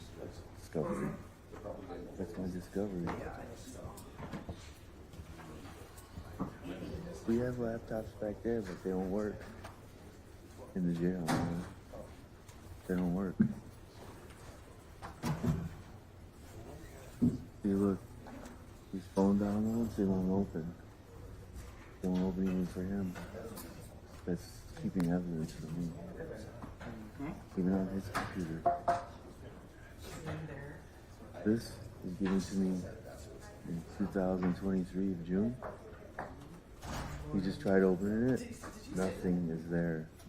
I was gonna say, let's see if we can hurry up here, so I'm not double sure. I said that to him, like, this is, he's like, no, it's not. I said, Yeah. we were talking about it.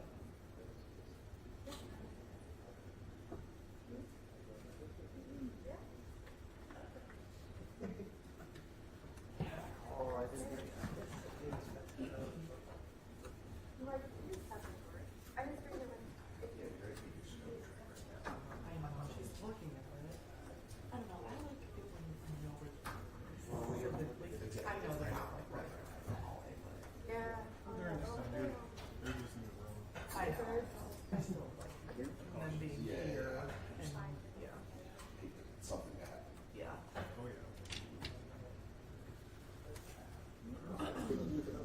Oh, I don't know. I guess we could try that. Yeah, nobody looks up on anything, and it looks more professional. Hey, Bruce.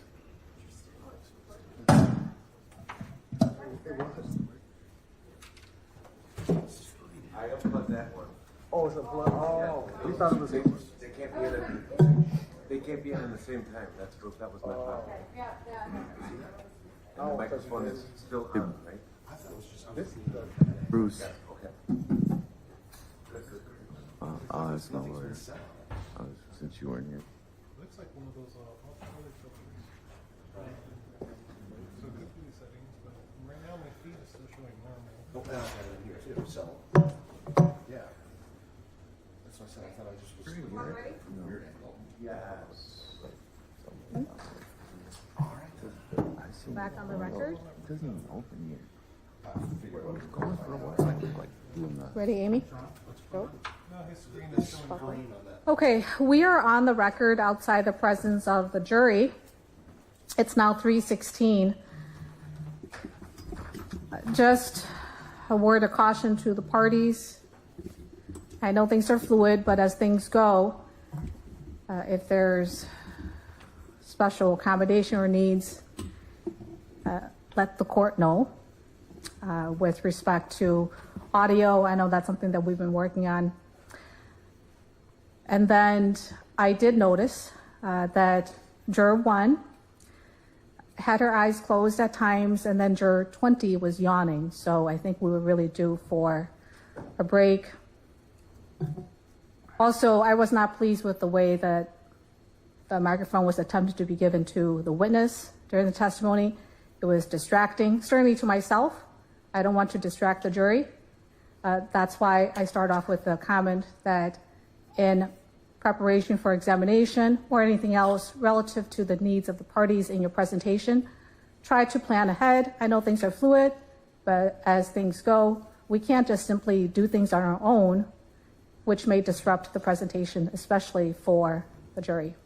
I assumed the deputies had the mic, so I'm sorry. Thought it would be a little bit.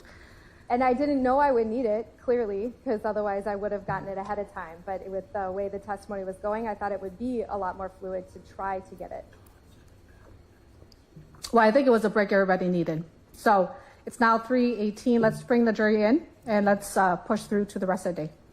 Can I say something on the record really quick, Your Honor? Okay, Mr. Olson. So I need, you told me I had to put in a motion for this, for the mistrial request. I'm going to have Attorney Wazalewski help me on that, but just in case, I need you to order the jail to give me a tablet since you moved me to the whole punishment. Mr. Olson, if it relates to materials in court, okay, It is. I will do that in court while you're here and you're using materials and tools. That's within my control. If it relates to your accessibility, that's probably within my control. But if it comes down to the details of whether it's a tablet, whether it's an iPad, whether it's something else, whether it's a notepad, whether it's a pen or pencil, I have no control over the resources of the Sheriff's Department and whether they can and cannot afford and provide those resources to you. But to ensure accessibility, yes. Now, until you file your written motion, now is not the time for me to entertain those motions. Oh yeah, I know.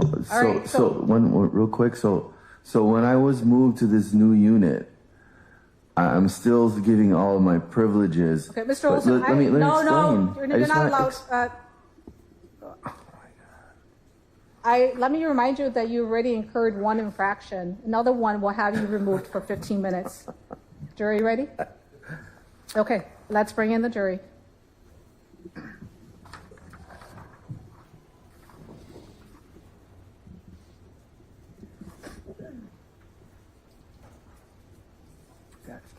Something written. How from who? You know how that hard it is in jail. I don't give a shit.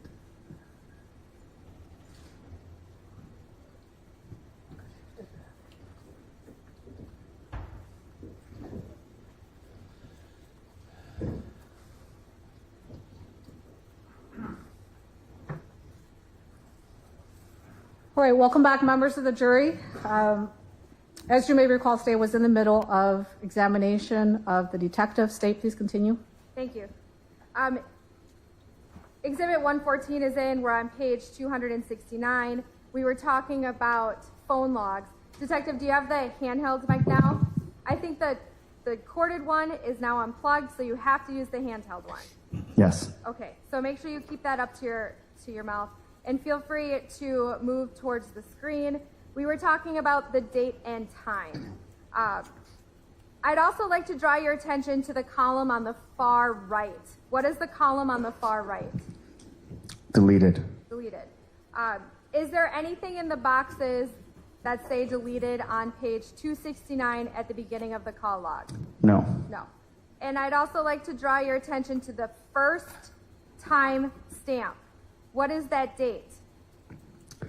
11/24/2022, 8:03:48 p.m. UTC.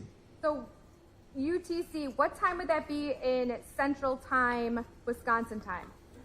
For that date, it's a 6-hour time difference, so it's 2:03. Basically, yes, 2:03 p.m. Same date? Yes. So UTC is 6 hours ahead of Central Standard Time. Yes. I am now going to scroll down to page 270. And I'd like to draw your attention to the column on the right that states deleted. Is there anything in the column to the right on this page or what's being shown on this screen? Yes. Yes. What line does that start? Line 13 And what is in the column to the right? says yes in red. Why does it say yes in red? That means that was deleted off the phone. And I'm continuing to scroll down on page 270. Lines 13 through 21 are shown.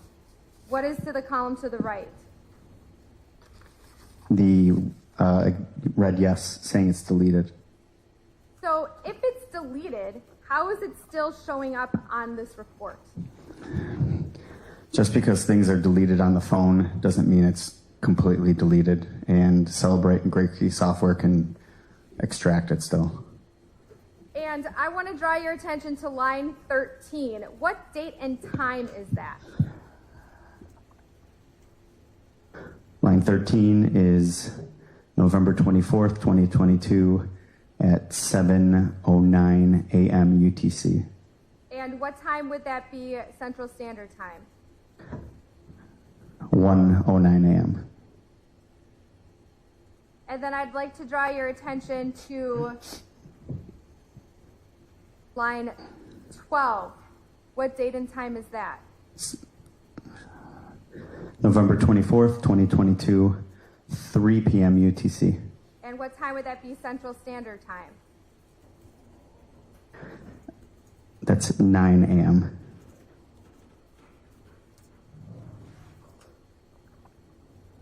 In your investigation of this case, do you know what time Betty was recovered at Grandpa Frank's? Around 8 o'clock a.m.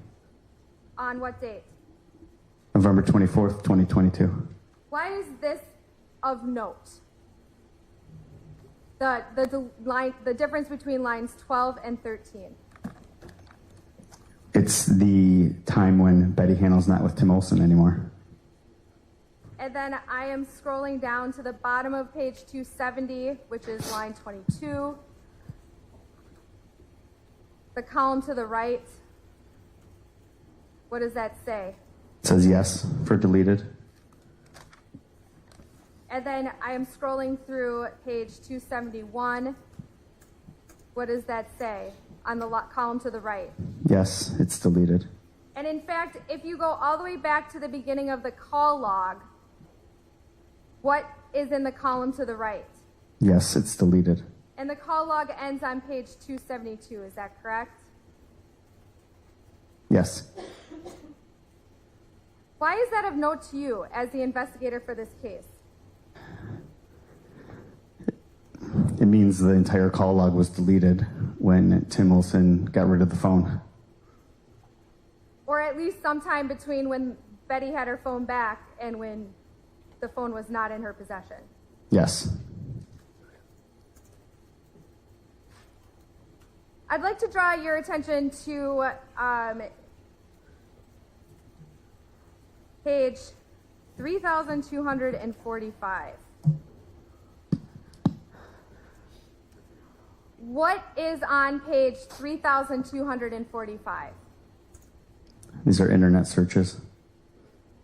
And again, what type of information is on this log?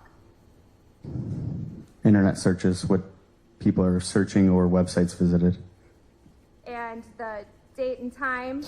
Oh, yes, sorry. Date and time, it was last visited. The web browser program, and if it was deleted. And so the deleted looks the same as it did in the call log? Yes. So I'd like to draw your attention to line number 2. And under title, what does that say? Jane Rosiconi, Wisconsin jail - Google search. Do you know who Jane Rosiconi is? Yes. How do you know who she is? From monitoring jail calls of Tim Olson. Who is Jane Rosiconi? It's his mother. And that search in the deleted column to the right, what does that say? Well, it says that the search history was deleted. And what date and time was that search done? November 24th, 22 at 10:39 a.m. UTC.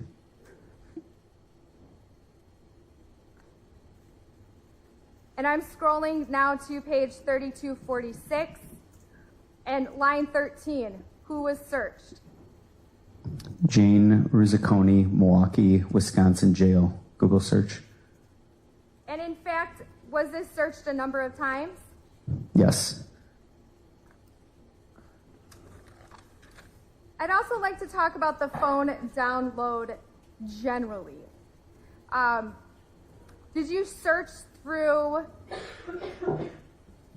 text messages? Yes. Did you search through web chats? Yes. Did you search through any sort of communications, emails? Yes. Did you ever find any communications from Betty regarding meeting up with anyone for a date of any sort? No. How many times do you think you tried to find that type of information? A lot. A lot. Put a number on it if you could. More than 30. More than 30. Your Honor, may I get defense never got a copy of what she displayed on the screen, and these programs will not open for me or Attorney Wazalewski, which is part of discovery, and they won't open even on his computer. So I don't have copies of what she's showing. All right. Members of the jury, we'll take a break. Plan for about 5 minutes. I remind everyone this case is not concluded. Do not talk about the case and do not conduct your own research.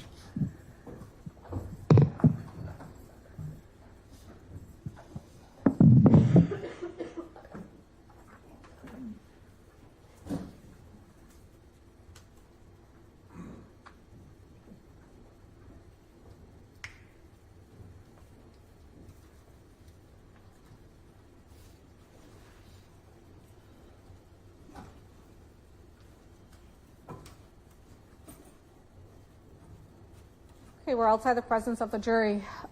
Attorney Wazalewski, are you able to access, pull up 114?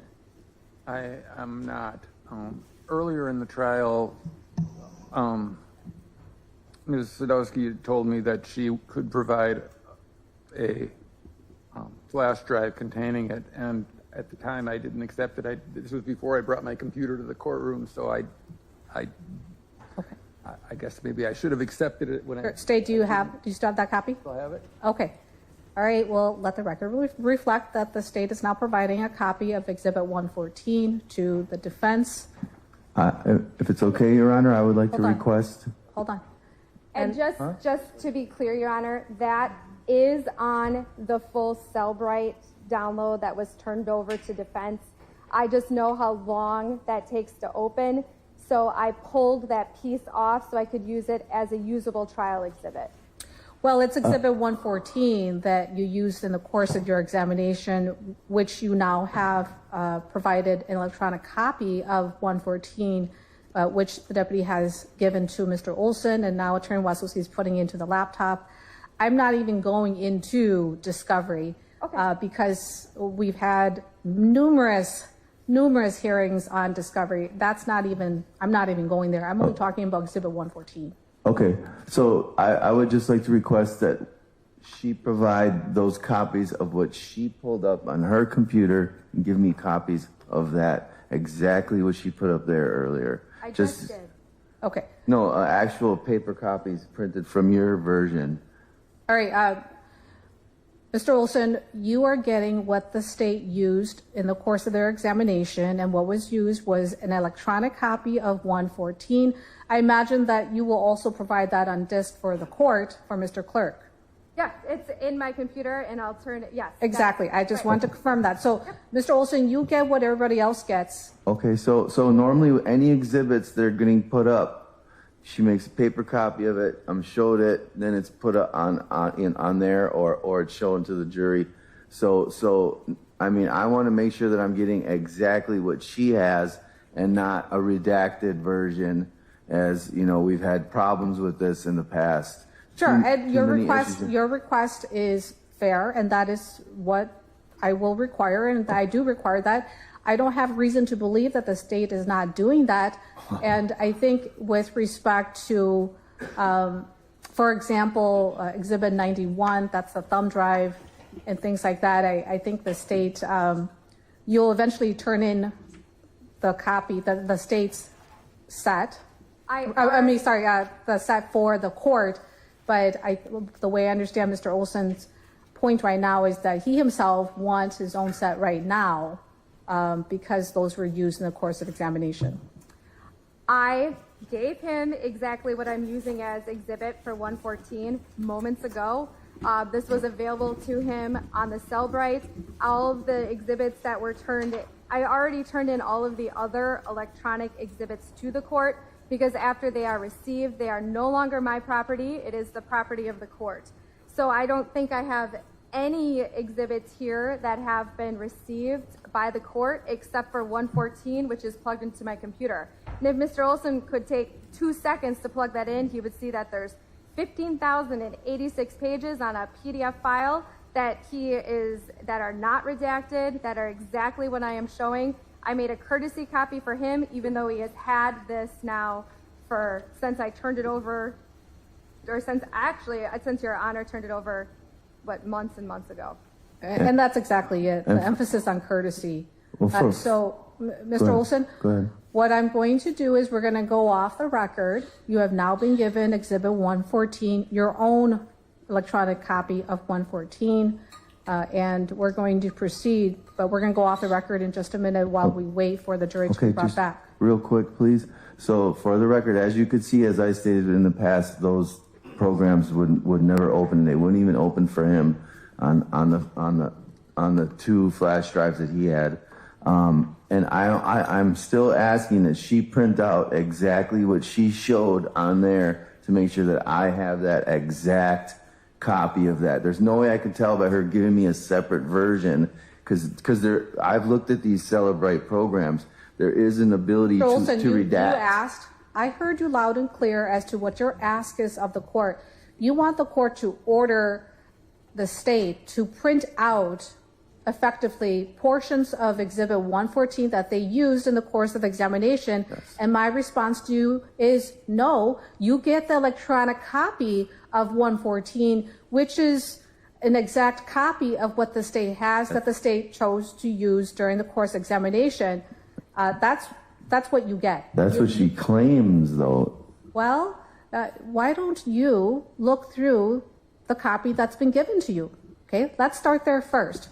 And if you have reason to believe after you've reviewed your electronic copy of 114 that it's modified or it's not the same as what the state had and used during the course examination, then let's talk about it. But right now, you're assuming that the state is not giving you the same one that they used during the course examination. That's Okay, it. so, end of the record for now. I Let's object bring to in the that. jury. Okay, let's bring in the jury. Yes, yeah, real quick.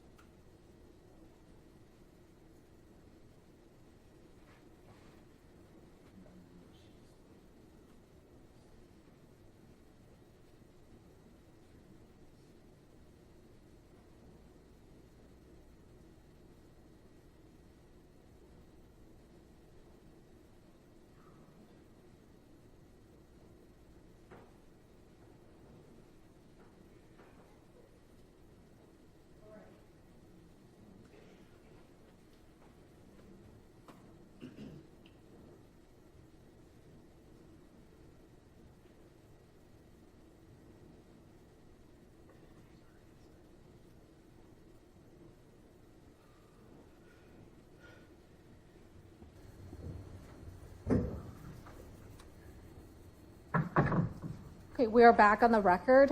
Welcome back, members of the jury. State, please proceed. Thank you. Detective, we were talking about searching through the cell phone records. And specifically, were there any communications from Betty to anyone about meeting up for drinks, No. a date? No. No. Meeting someone at Casa de Giorgio? No. No.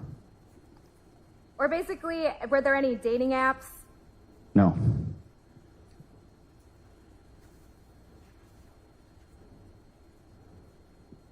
Okay. Anything else of note in the phone download that I have neglected to ask you at this point? I don't think so. And then one other part of the investigation that you completed was what's called a buccal swab of Mr. Olson. Is that correct? Yes. Yes. Could you tell us about that process? Once Mr. Olson's in custody, I write a search warrant to the district attorney's office, which I'm assuming probably went to ADA Sadowski, to get a buccal swab from Mr. Olson. Once that's approved, I met Mr. Olson in custody, which is a swabbing of his cheek. It's painless. It's like a Q-tip getting rubbed on the inside of someone's mouth. And you completed that with Mr. Olson? Yes. Do you see Mr. Olson here in court? Yes. Where is he seated and what is he wearing? The defense table in a light blue dress shirt. And is that the person you swabbed the cheek of? Yes. May the record reflect identity of the defendant? Any objection? Can No, I hear? Your Honor. I'm sorry? No, Your Honor. Okay. So noted for the record. And then once you complete the swab, what do you do with it? The swab dries, gets packaged. Like I said before, it would get sealed, gets placed into our property inventory, and then eventually through a crime lab submittal goes to the Wisconsin State Crime Lab. Thank you. And then I'm having the deputy bring to you what I've marked as exhibits numbers 90 and 116.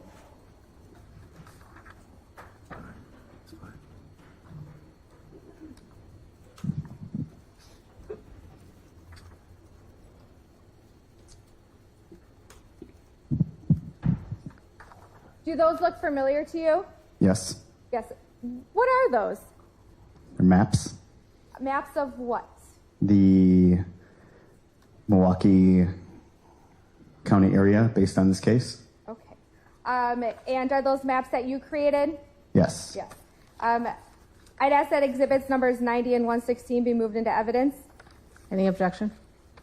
No, Your Honor. Okay, received. Thank you. Permission to publish? You may.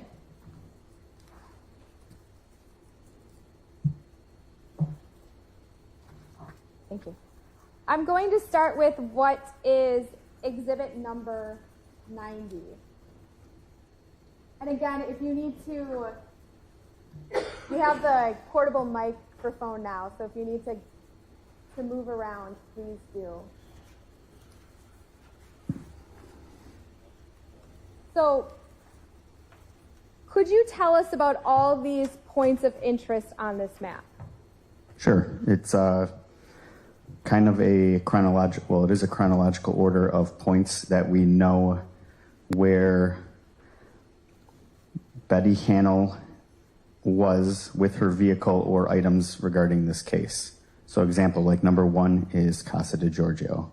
And could you point at number 1 on the map? And it's an arrow pointing down. Why is it an arrow pointing down?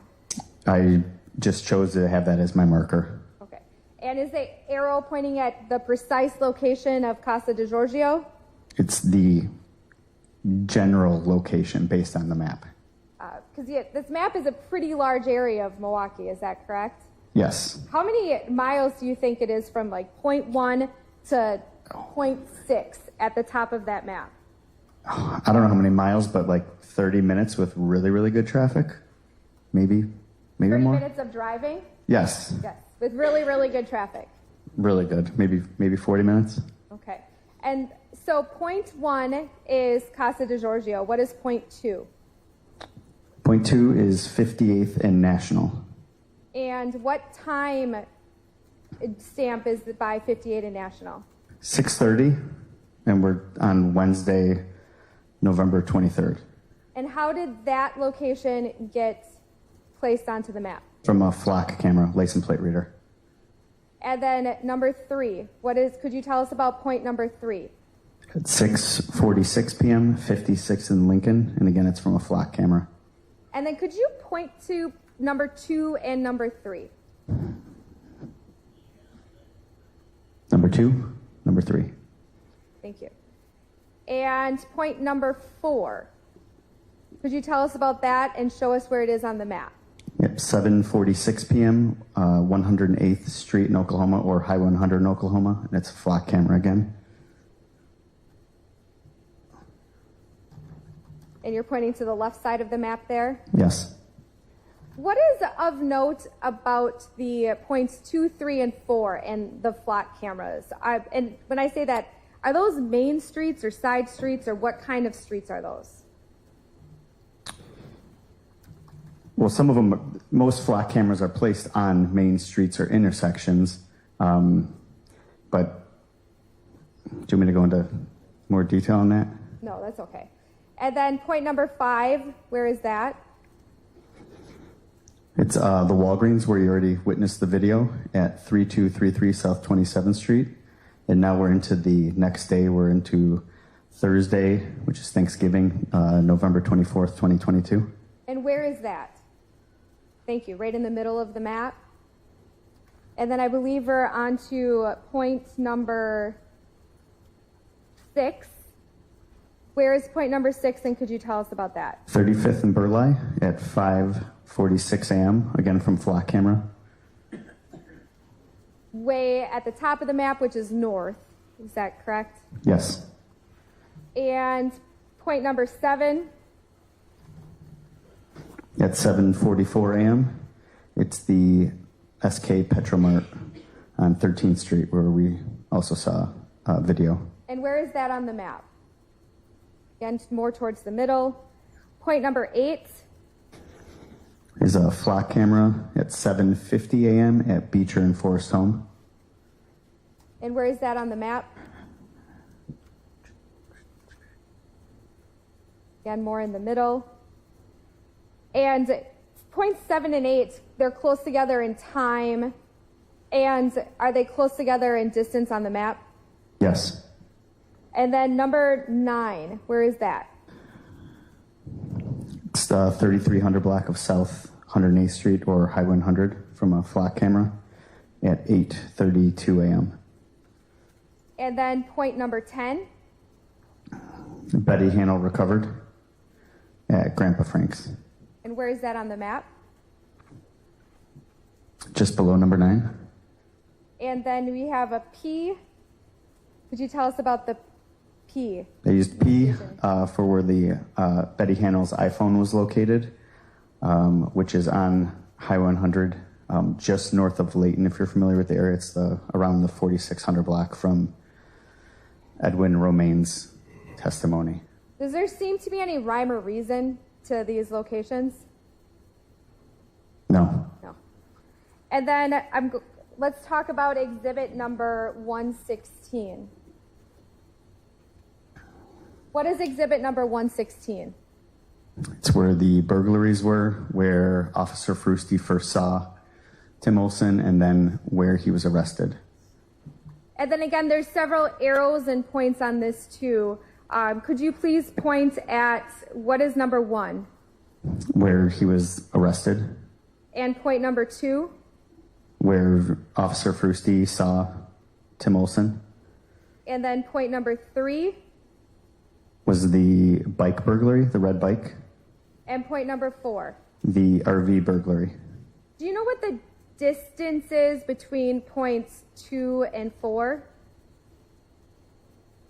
It's around a quarter mile, approximately. So fairly close together. Yes. Okay.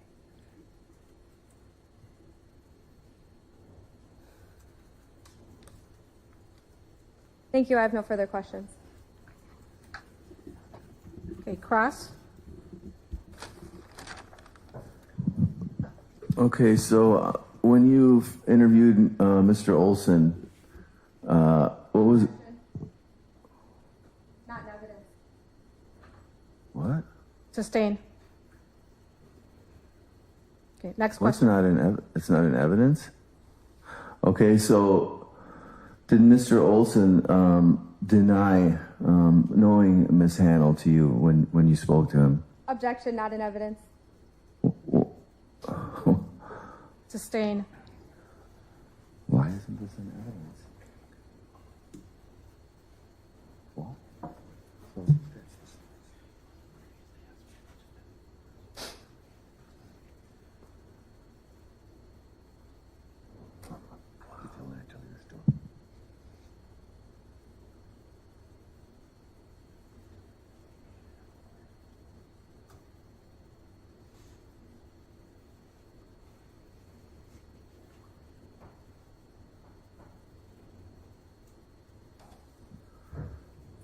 So, okay, so that just threw me off for a second. So how many stops did Mr. Olson and Ms. Hannell make while they were together? Not an abduction. They were together. How many stops did they make? I don't know.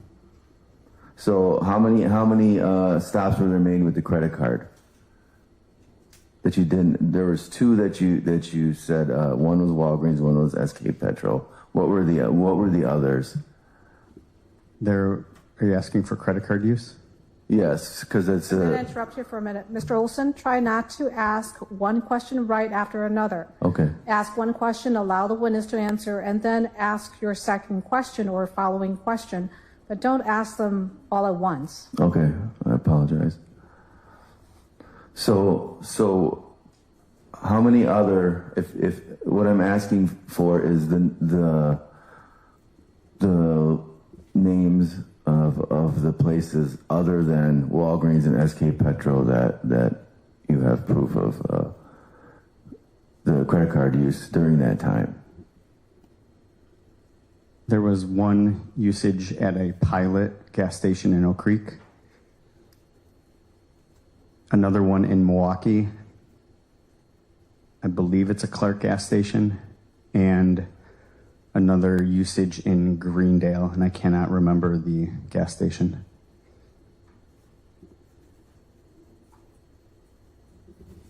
Okay, so were you aware of the time frames that were spent there?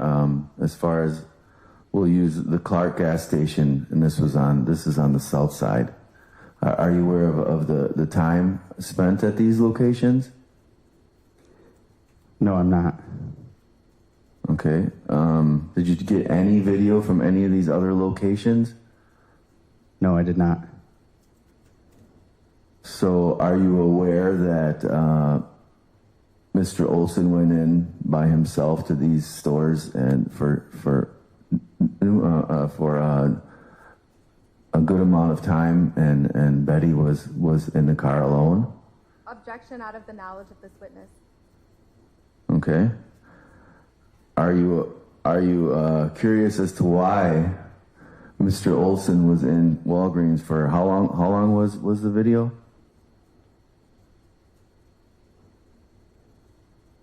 It was a couple minutes. I mean, we all watched it together. It was more than a couple minutes. Earlier you said it was quite long. Now you're saying a couple minutes. The video footage from Walgreens is quite long. Okay. So how long was the footage that Mr. Olson and Ms. Hannell arrived and left in between that time?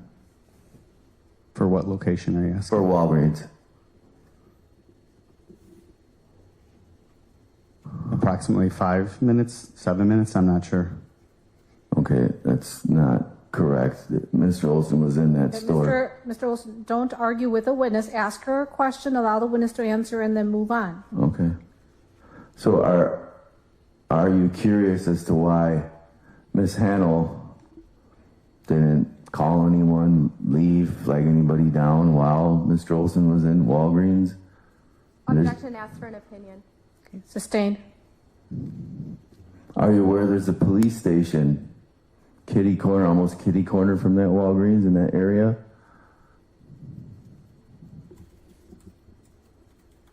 I am aware where District 6 is located. It's debatable if it's kitty corner. It's pretty close. There's a lot of cars going in Mr. and Olson, out. don't argue with the witness. Ask your question, please. Okay, so SK Petro, are you curious at all as to why Betty Hannell didn't alert anybody, anything? I mean, Mr. Olson was in the store by himself. Again, she's got the keys in the car. There was no scream for help or anything like that. Are you not curious as to why none of that happened? Objection, ask for an opinion. Sustained. Are you aware that Mr. Olson knew Betty Hannell? I'm not aware of that. Did Mr. Olson ever tell you that he knew her? Objection, not in evidence. Sustained. Come on.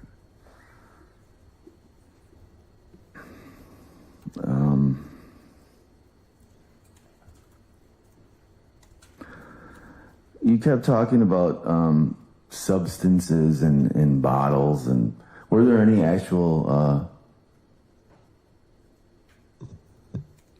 controlled substances found in any bottles? No.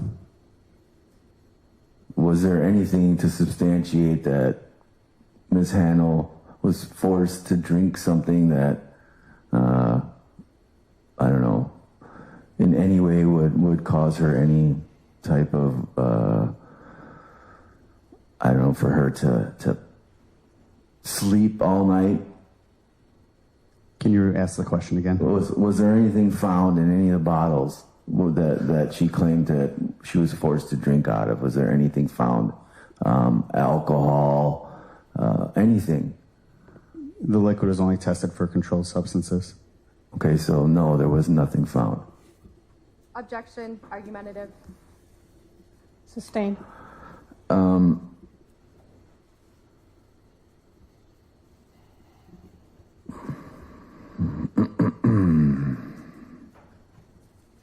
So did you take pictures of the inside of the car? Yes. So as I'm looking now, and I'd like to remind you that you're under oath, I received some paper copies of photos of everything that was found in Betty's car. Now, this new version of this phone of the Discovery. So just so you know, I've been given a couple of different. Ask your question, Mr. Olson. Well, I need him to understand. Okay. So you took the pictures in the car. There's a picture. I don't know how, I can't put this into a question solely. So is there? So I'd have to show you everything in this in the photo array that you supplied of everything that's inside the all the pictures that were of everything that was inside the car, inside the Toyota, inside the Honda. Sorry. No question. Yeah, I think Just he's one getting second. there. Yep.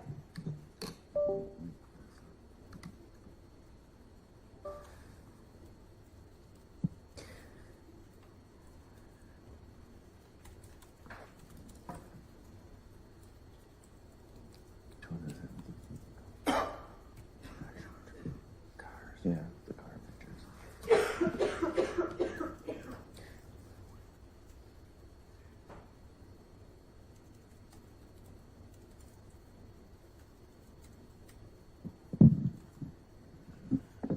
For the record, can defense indicate which exhibit number? You know what? But it's not there. But there's one missing that, because in the first download, in the first discovery I had, there's a picture of what was in the passenger side. Did you find it? No, it's missing now. It was in the paper. It's missing. Someone took it out. But I have. So let me put it this way. So there's pictures of things found on the seats, the front seats. What I'm at, my question is, when you inspected the inside of the passenger or of the driver's side car, the door, there's a slot inside the door handle. Did you, I'd like to remind you again, you're under oath. Did you take a picture and find anything inside that driver's side door that you took a picture of, a substance? Can you ask the question again? Did you take a picture of a substance found that was shown with a hand in a glove holding a reddish substance inside the driver's side of the car? Is a slot on the door? No, not that I can remember. That doesn't sound right.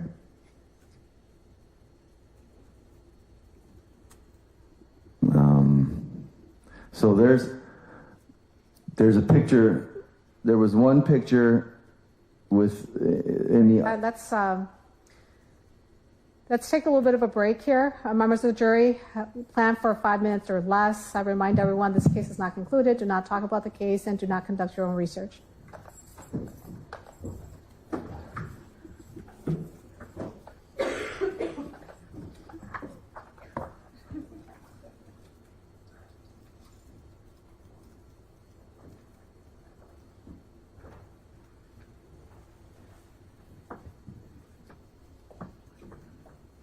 I had it. Last one, please close the door. All right, thank you. No, but it's somewhere. We're outside the presence of the jury. Who's on here? To try to minimize protracting this and provide some directive or guidance so that this could be a little more efficient. Mr. Olson, if you have exhibits that you would like to use, the procedure is you follow the same procedure as the state. You have your exhibits numbered for you, for defense. Excuse me, please use exhibit number starting at 500. Mark your exhibit and then show the state first. At 500? 500. Show the state first before you present it to the witness. I'm going to we're going to go off the record and give you the next several minutes to put together your exhibits, mark them properly. Mr. Clerk is now going to hand you exhibit stickers for that purpose. And then when we come back on the record, you can then proceed with your cross-examination and use of your exhibits. Okay, real quick. So the problem I'm having, and I want to get this on the record, is that the original download that I was given that really doesn't work now at all, from J.B. Bash in 2003, June 2023. There were pictures that were on here when he showed it to me and he gave me physical Ms. documents. Wilson, I am going to stop you there because relative to any discovery disputes or issues, the court has already dealt with that. We're going to go off the record. You have, as was already indicated this morning in the record, you have access to a laptop. You also have printed information, documents for your use. And so we're going to go off the record and do what you will with the content and organization of exhibits you intend to use. I'm going to let the witness step down and return to his seat, and then we'll come back on in about 5 minutes, okay? We're off the record.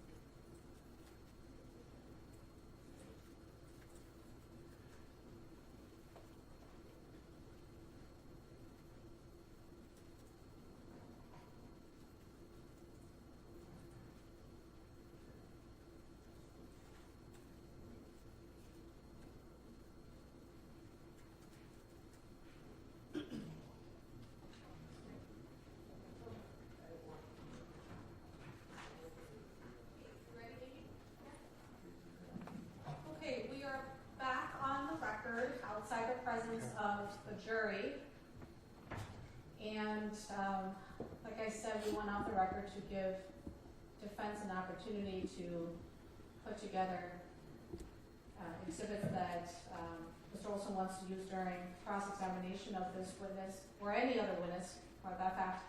But Mr. Olson, I do want to remind you and let you know that you have access to the exhibits that have been admitted into evidence, and we'll follow the same process. If there's an exhibit that's already been admitted and you want to use it, Mr. Clerk has them. You let us know, then the deputy will bring it over to you and to the witness. So there's that pile of exhibit, and then you have your own if you have other exhibits you want to use. Okay, really quick, since she did hand over the exhibit regarding the phone download, I would also ask the court to order the DA to give me a copy of the entire phone download so that I can have it. Mr. Wazluzzi just testified that it wouldn't open the one she gave him. It would never open for me. This is exculpatory evidence and a clear Brady violation. In the middle of trial, I still don't have the full phone download. Okay, we've had many hearings on discovery challenges, and the court went so far as to order the state to put together a checklist of discovery along with, I don't know what number of set version, or not version, but how many sets we've gone through, that the state has gone through already, but on more than one occasion, the state has turned over and then returned over discovery. So at this point, They're right here. no, I'm not Sorry. talking to you, Mr. Olson, and that's now, Sorry. okay, that's your second violation. Pursuant to the rules of decorum, you are to be removed, but I understand if later in the day that was a lapse in your judgment, I'm gonna let that one pass and not count it as a second violation. Okay, so with respect to that file, specifically the Cellbrite file that was provided, I don't recall what ultimately came of that. It's been raised before, and discovery disputes or issues were resolved a long time ago. And at one point, I had ordered that the state put together a checklist, which the state did, and turned over discovery yet again. I don't know how many times. Again, I'm like the second or third judge on this case. But I'll first start with Attorney Wazluzzi with respect to the electronic file. What was the latest on that? Because I know a copy was provided yet again to defense. And the copies were provided before to previous counsels. And I stand by, in consistent with the court's guidance and direction, I believe A.D. Sadowski turned over yet again another copy to defense. I have received a flash drive from Ms. Sadowski. I inserted it into my computer earlier. It contains the same 15,086 pages of a PDF document that she uses. I believe it's 114, Exhibit 114. When I worked with the Cellbrite download on a computer deck at my office, it loads very slowly, and if I had known there was a way to extract just this PDF part of it, and because it's easy to work with, it loads quickly, I would have done that, but I'm not that technically adept. And sure, so if I understood you correctly, you are able to open it. It just takes a while. It takes some time. with the one I just received opens instantly. These Okay. that were given. All right, one person at a time, Mr. Olson, and I'm talking to Attorney Wazluzzi. But this is a portion of the total Cellbrite download, because there's no, I don't believe there are any pictures or videos or anything of that nature. And, but it does have the calls and the texts and, so Mr. Olson has that, and he did get a chance to scroll through it briefly during the testimony of the last witness.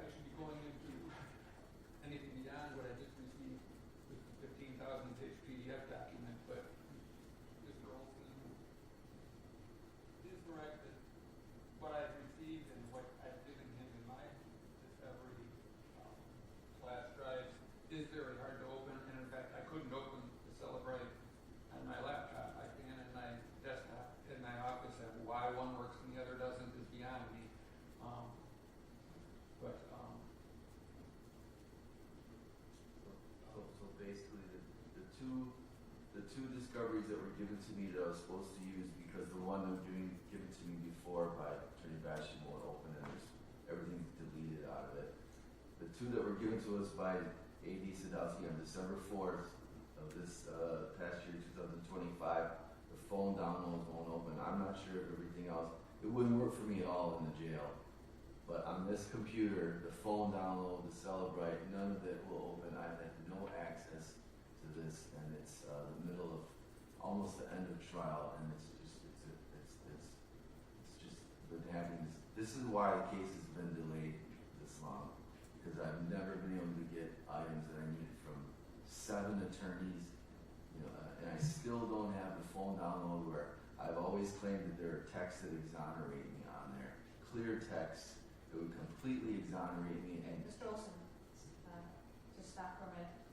I'm looking at document 109, which states document regarding itemized discovery list that was filed back on July 31, 2025. And I think this discovery came by way of Box.com, if I'm reading this correctly. There is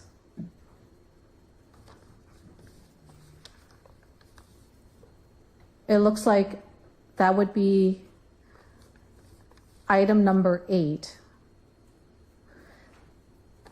noted as 22-028295. Under that is section I, or subsection I, and it's named Victim Cell Phone Download Folder. A subsection of that subsection I is C, which is an executable file for Cellbrite. But state, is that the electronic copy of the Cellbrite, the cell phone download? Yes. Okay. And that's what you had filed with the court, indicating that's been turned over. Yes. Okay. So now we're all on the same page. Do you follow, Mr. Olson? So No, this is not an invitation for you to ask a question. I've got a point that I'm going to get to. So I'm asking you, on July 31, 2025, the state filed, pursuant to a court order, that they itemize, in a sense, create a checklist of the discovery in their possession that they are to turn over to you. And in that list, the checklist of discovery of items includes the Cellbrite cell phone download. And I'm asking you, are we on the same page? Is that correct? I believe so. Okay, then stop there. All right. So now my question is directed to Attorney Wasilewski. I'm not talking about Exhibit 114. I'm talking about Item 8. And within Item 8 is the subsection I, and within I is C, which shows that there's an executable file for the download. Is that what you mean when you say that you could not open that file? Effectively, that executable file wasn't working, but what that would mean is that sub I, which contains the cell phone download, was not opening. Yes, that Okay. that corresponds to what you see when you open item 8 on the flash drive is a folder, and when you open it, it has contents that includes the items listed as. Well, there's a .exe, which tells me that it's an executable file, which means that in order to open that folder or something within that folder, you have to execute that file, and it'll run, and it'll open the program, whatever it is that you're trying to access.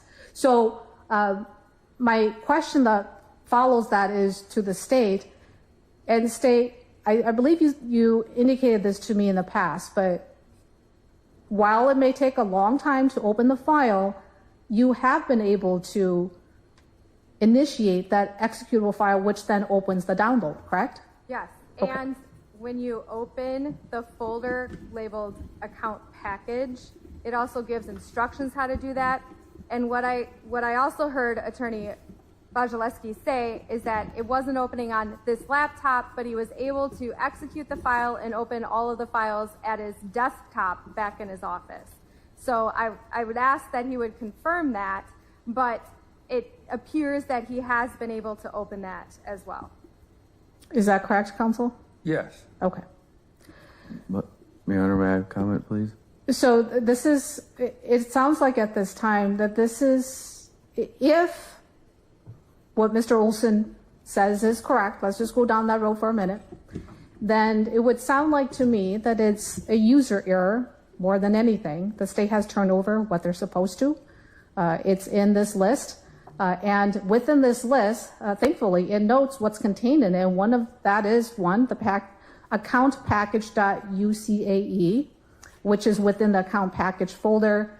And that sounds like that's where the instructions are. Correct. And then within that folder itself also is the executable file, which allows you to open. All right, Mr. Olson? Yes, so I don't have a desktop in the jail. I only have access to laptops. And it will not, I've tried, everyone that works in law library, they've tried to open it for me. Attorney Wazalewski tried opening it up on the laptop here. It won't open. That's all I have. So I've complained and wrote letters to everyone you can think of about this discovery, all the way up to President Trump about my innocence in one of these texts. I've recently contacted the FBI to investigate Okay, this Mr. Olson, phone I'm going to download. stop you there just for a minute. It's 4:22. I'm going to need some more time to work through this on the record with the parties. So I'm going to bring the jury back in and release them for the day. The instruction to the jury will be that we'll start tomorrow at 8 and go on the record by 8:15, same as what we did today. Stern warning to you, Mr. Olson. I trust that you're reminded yet again of the court's rules of decorum, as well as the court's rule relative to your voicing of medical symptoms in front of the jury, that the possible consequences for violating the court's rules would result, including the consequences include you being removed from the courtroom, and that hopefully you won't engage in any dilatory actions to delay this trial. So tomorrow, I expect we'll go on the record right at 8:15. Okay, we're off the record until the jury comes in.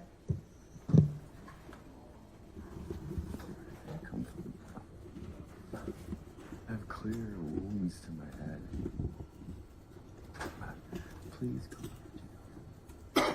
Detective, you may return to the table.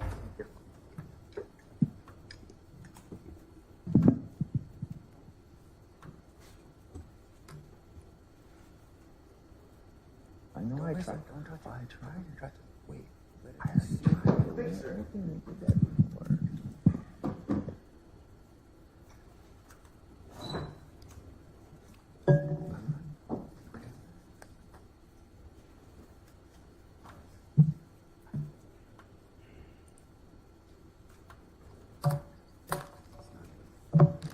Yes, please bring them in.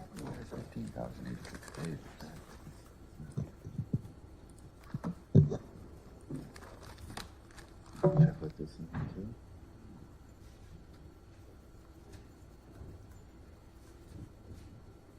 Well, No, you're the one who needs it, so yeah.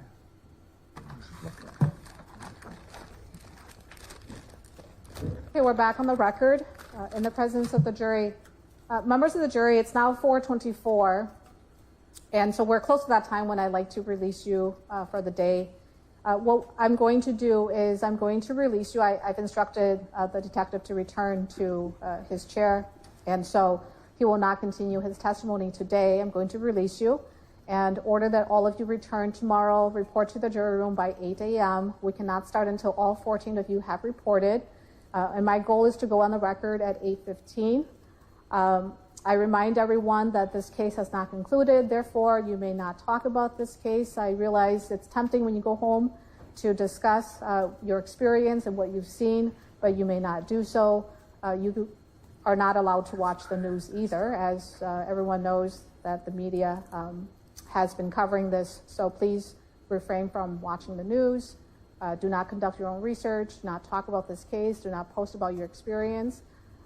Any questions on the court's order? Okay, I will see everyone tomorrow then. Okay, have a good evening.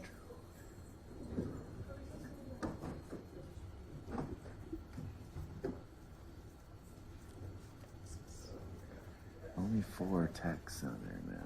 I went through the whole thing.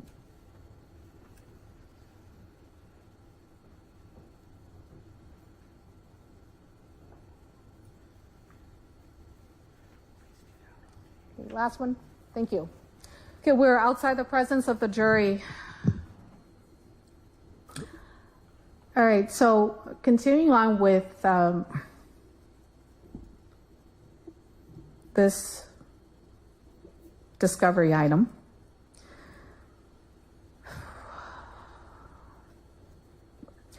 In the past, I believe I've signed, as well as Judge Childs had signed an order allowing Mr. Olson to access computers so that he can view discovery.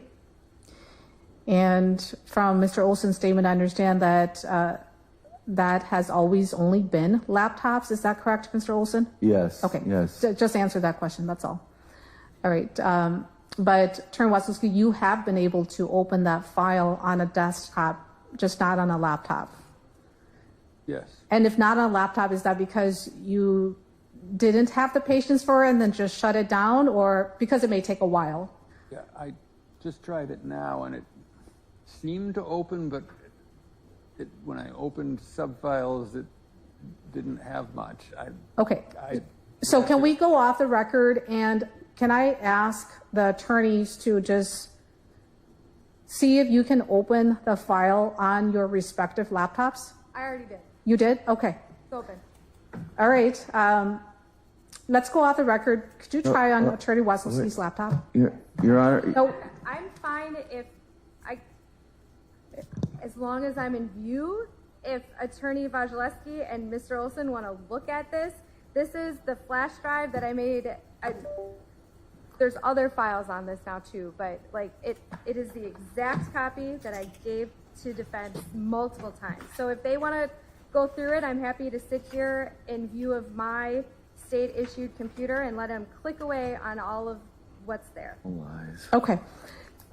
So what I want to make very clear is, one, ensuring that discovery is turned over. I believe, based upon the information I know, the filings with the court, the representations of the parties, that's been done, that's been satisfied.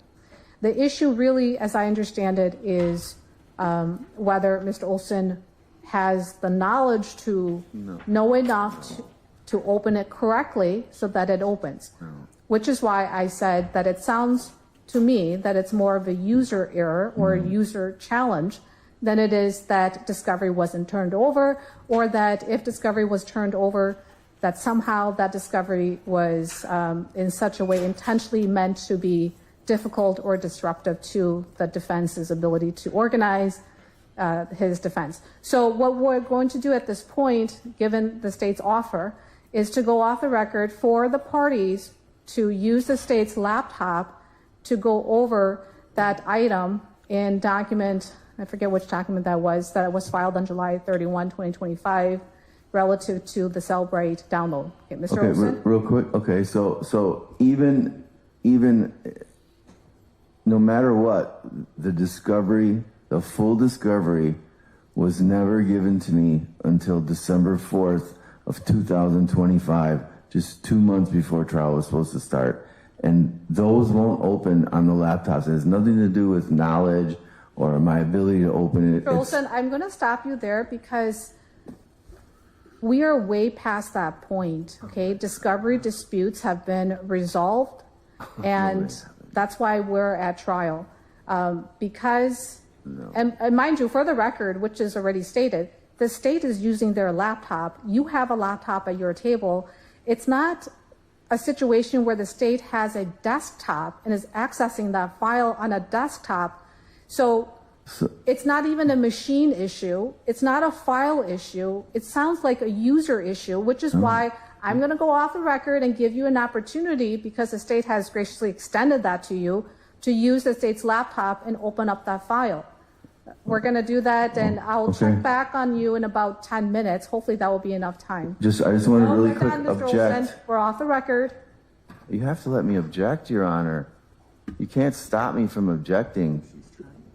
But she can't, no, she can't stop me from objecting to what they're doing.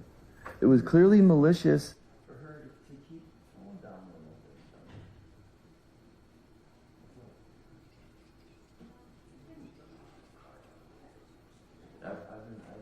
I've been requesting this forever. We don't have that.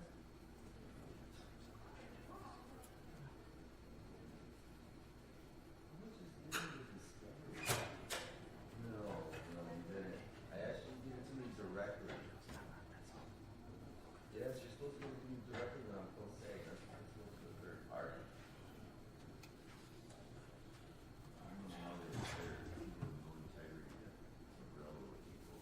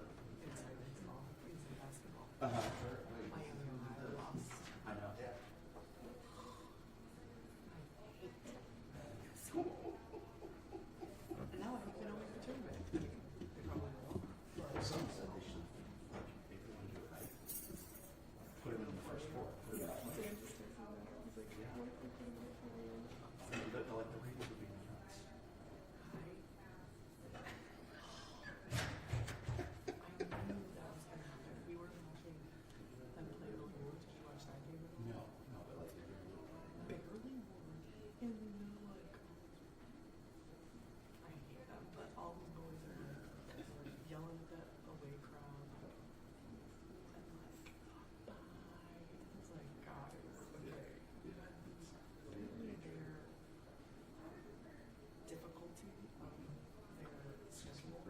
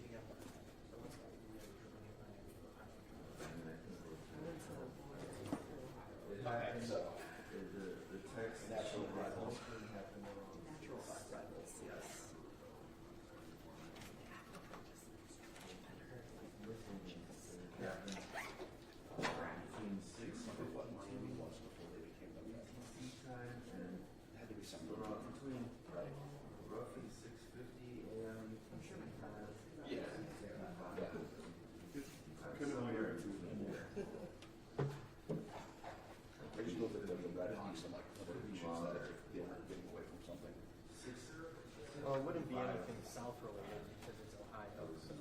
Indian, Oh, yeah. Well, Dan just says ESPN has it, Miami, Ohio, is 11 versus Wisconsin. There you go.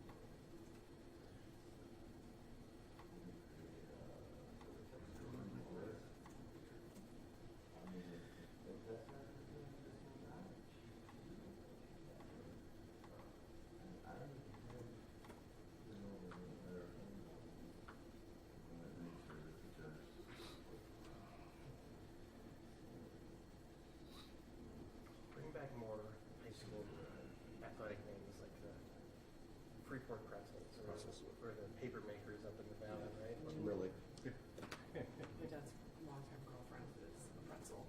Is she? Mm-hmm. You know, so anything you find like pretzel swag or like whatever it is. Corn jerkers. That's one? Yeah. I know the corn jerkers. Where's that one at?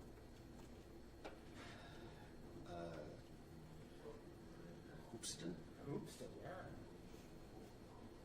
Yeah, Hoopston, am I thinking of Hoopston or Hooples? Hoopston. Hoopston is the one, I think.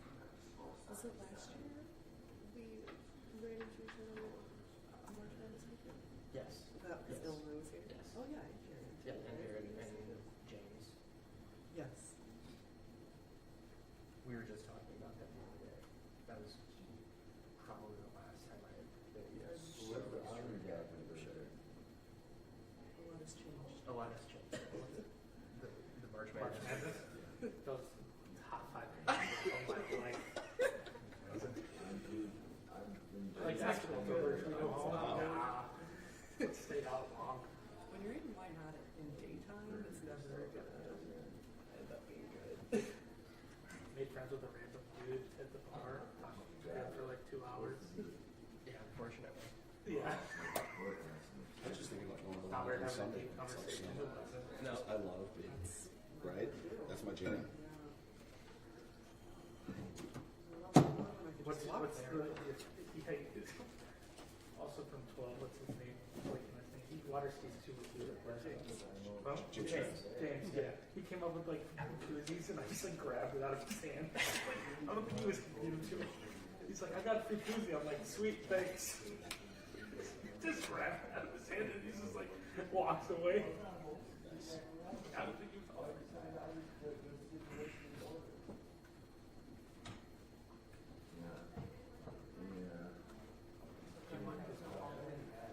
Wait time. If it works.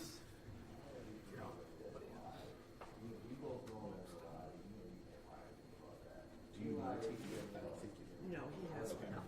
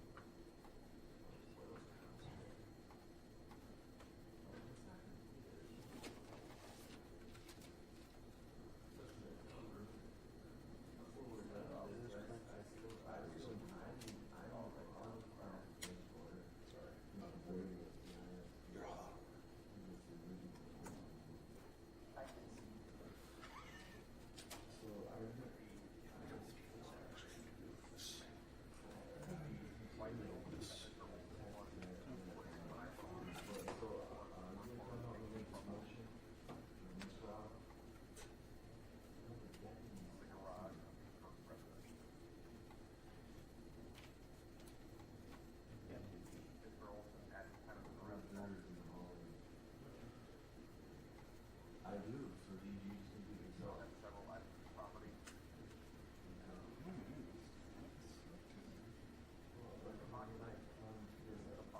The judge stripped my ability to be in my own.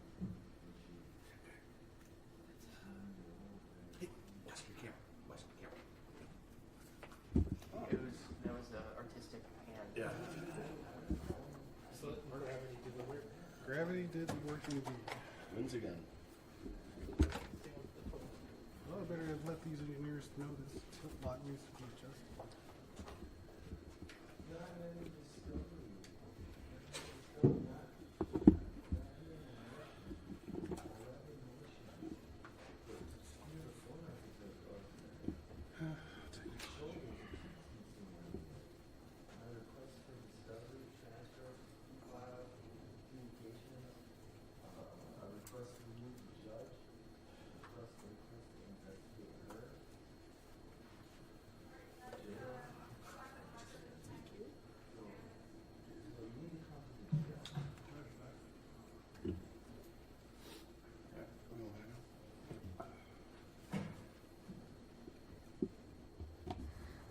Okay, we're back on the record. outside the presence of the jury. It's now 4:43. A little over 10 minutes was given for the parties to use the state's laptop to open that file. How did it go, Attorney Wasilewski? I opened the chats and the instant messages or some kind of messaging On this version? on the version that Ms. Sadowski provided, and Mr. Olson looked at it and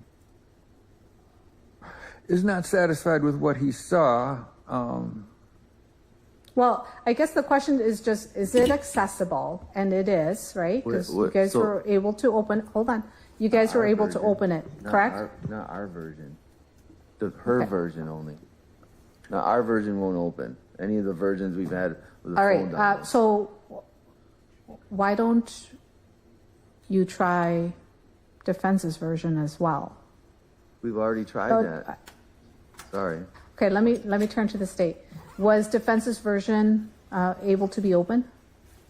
Just use my version that's already open, which is the No. exact same version that was given to the. Yes, but the question is, was defense's version able to be open? We didn't try. Okay, let's go off the record and try that. We are off the record. Did try. I never gave her this. Over here, you just tried. She tried it in my computer, but she didn't try it in Well, her.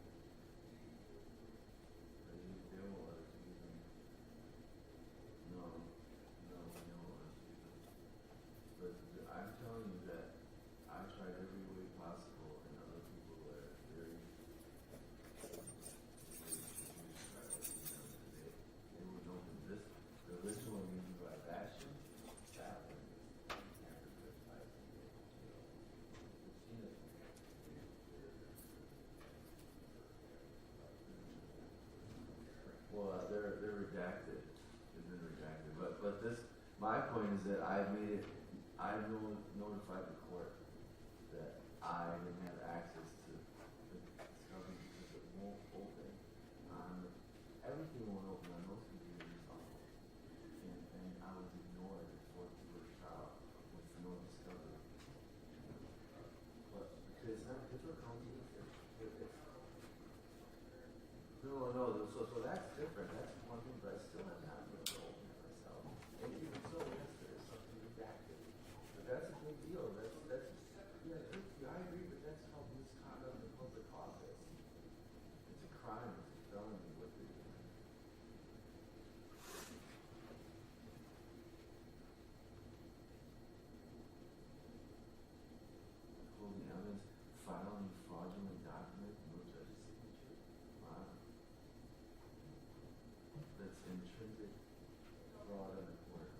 Okay, so you were able to open it? Okay.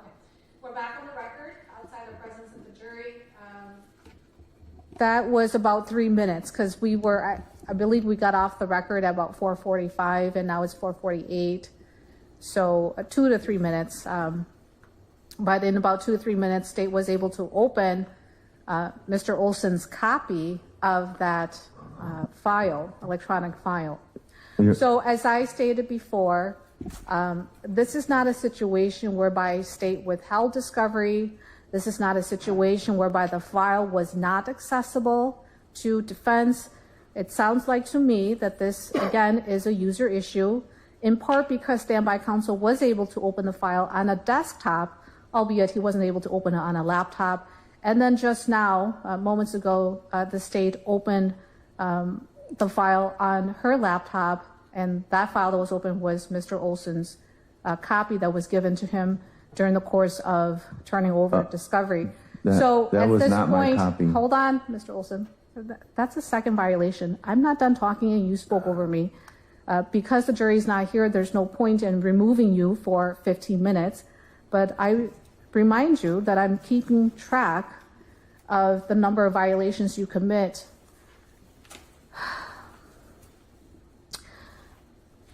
We are now well into this trial, and per the court record, it is correct that Mr. Olson did raise this issue quite some time ago, which is why we went through this at numerous hearings, and the court had ordered the state to turn over, not strike that, not turn over. The state then had created that checklist pursuant to the court's order. At this time, I believe the approach will be for Mr. Olson to have some time to go over this file and prepare his exhibits for cross-examination, and that's how we'll proceed tomorrow. But at this time, that's all that this has really come out to be, which is just Mr. Olson being able to open the file. Okay, Mr. Olson, what do you want to say for the record? Okay, so for the record, that was not a copy that has ever been given to me, the one that they just opened. So I'm sorry, use the microphone. Attorney Washington. Ms. Sadowski used my copy of the discovery and successfully opened it. And what I can do is simply swap out for what the copies I made for him so that he knows that he has a copy that works in Ms. Sadowski's computer.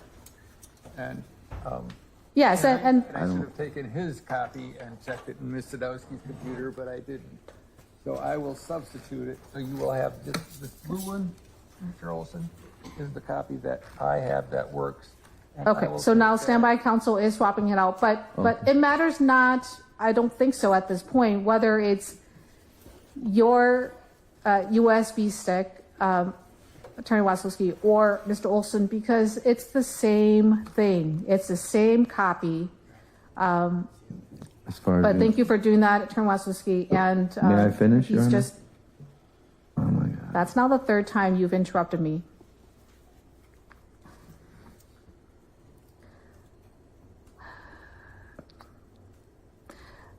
Again, in moving forward, we've ended early today. Tomorrow we're going to start early, but for the remainder of the evening and tomorrow, Mr. Olson has a file that was just proved to be, that could be open and can be open. He'll be given that time to go over that file and prepare his exhibit in the same fashion the state has done for use during examination. Okay, Mr. Olson, last word, then we're going to end it here. Okay, and I would appreciate if I didn't get interrupted and you let me finish. I have to get things on the record. Okay, so for 41 months, I have not had access to discovery. That it doesn't matter how or who. Mr. Olson, I'm going to interrupt you there. No, you need to stop. First of all, you have to recognize that I'm the judge, and the judge, doesn't matter if it's me or another judge, but the judge controls court decorum, manages that, as well as ensuring that the record is created. And I cannot do that part of my job if you believe that you get to dictate when we do things and what goes on the record, okay? That's not your job. That's first and foremost. So when I tell you that that's enough, I mean it, that's enough. Secondly, you don't get to argue with me. You may disagree with how I'm proceeding with the trial. You may disagree with my decision on how the trial shall proceed, but that doesn't mean that that's a motion that somehow you get to place your position on the record, because you see, you're not the judge. You and I are not judging this together relative to case procedure. So if I say tomorrow we're starting at 8:15, we're starting at 8:15. You don't get to tell me that instead of 8:15, you want to start at 8:30. If I've told you that we're going to go off the record so that you can confer with standby counsel and with the state and ensure that that file can be open, that's not up for your feedback. That's the order of the court. Now, I want to make sure that I point that out, because tomorrow we should not have this back and forth again. We've lost so much time. We've lost so much time. Yesterday we ended early. Today we ended early yet again. And tomorrow is Friday.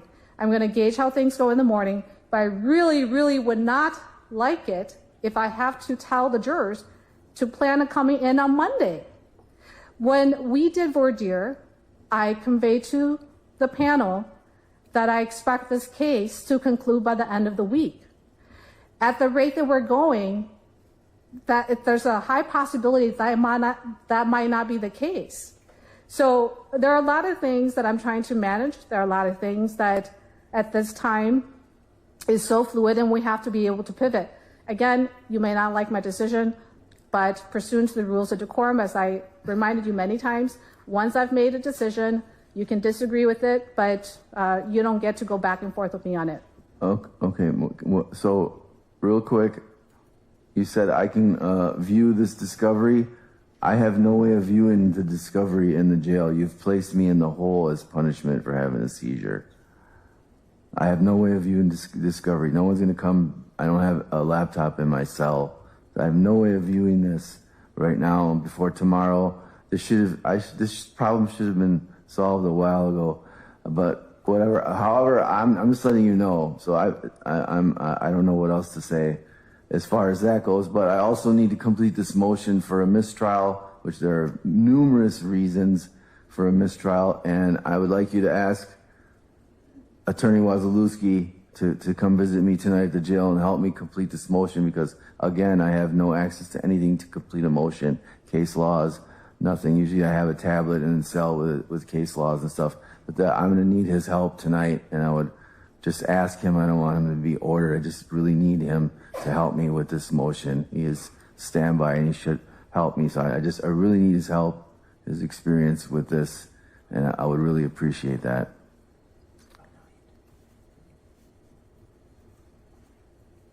Attorney Wazalewski is standby counsel. He doesn't represent you. And to that end, he cannot be drafting, okay, unless the court allows him to do so, to be drafting motions for you.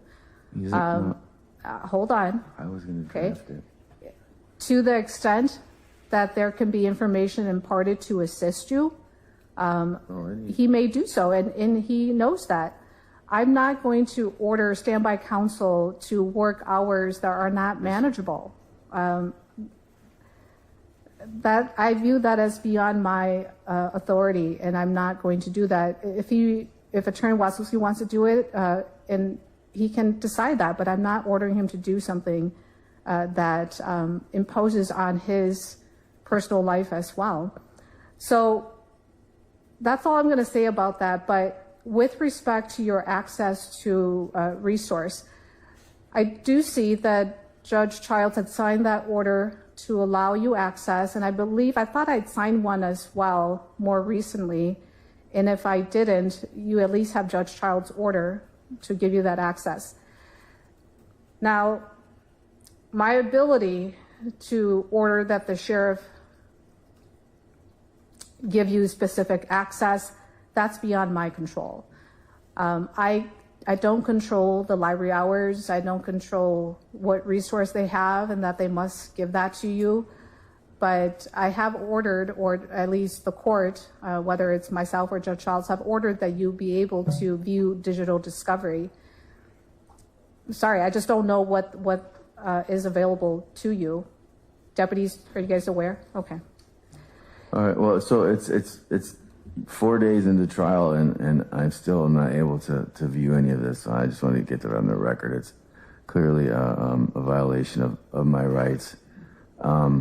I believe I had one more quick question, but I just can't remember what I was going to say. So let me see what. Oh yes, I would like to ask that you order Detective Zalewski to turn over the original phone download that isn't redacted, tampered with by DA Sadowski, because I seen texts in the phone that exonerate me with my own eyes. So I know they exist. So if they did a phone download, they have to be in there. And it's very strange how there were unredacted phone downloads, you know, surfacing and stipulations that I couldn't get them and see them or give them to the media. There's a lot of things that seem very, very shady going on around this Mr. phone Olson, download. I'm going to stop you there because this is a repeat of discovery issues that have been discussed in the past. However, though, because you've had a good deal of time on the record, I do want to give the state an opportunity to add anything to the record as well. State? I asked Detective Zalewski if what I was looking at on my computer is exactly what they have at the police district, and he said yes. He actually got kind of annoyed with me, and I told him to calm down because he goes, I only turn over exactly what I have. So I think everyone's patience are being tried today. And I also don't appreciate when Your Honor's out of the room that Mr. Olson has been using some not so nice words for the detective and calling me names as well. So I'm just saying that I'm trying to be overly accommodating in this situation. And just, again, I'm going to use your words again, Your Honor. Hopes and dreams and wishes is what Mr. Olson is pinning this on, and it's just not there. And if he saw it with his own eyes, how did he see that if he couldn't open the discovery? In the phone. Okay. Mr. Olson, perhaps I think going forward, what I'll simply do is just remain in the courtroom because only I can make a finding of a violation of the rules of decorum. And so because I left, although of course, just because I wasn't here doesn't necessarily preclude me from making a finding that you violated the rules based upon what's represented to the court. But I remind you that under the rules of decorum, you must be respectful of all times. And also that under the rules of decorum, you must accept and respect court rulings. And a lot of times today, you did not accept or respect court rulings. But I'm reminding you yet again so that tomorrow we should not have these challenges or issues. Okay, we're done for today. We're well past 5 o'clock now, and tomorrow we'll start at 8 o'clock and go on the record at 8:15. Okay, thank you. I got it already. I mean, you don't have to say that. I know how to submit it. Whatever.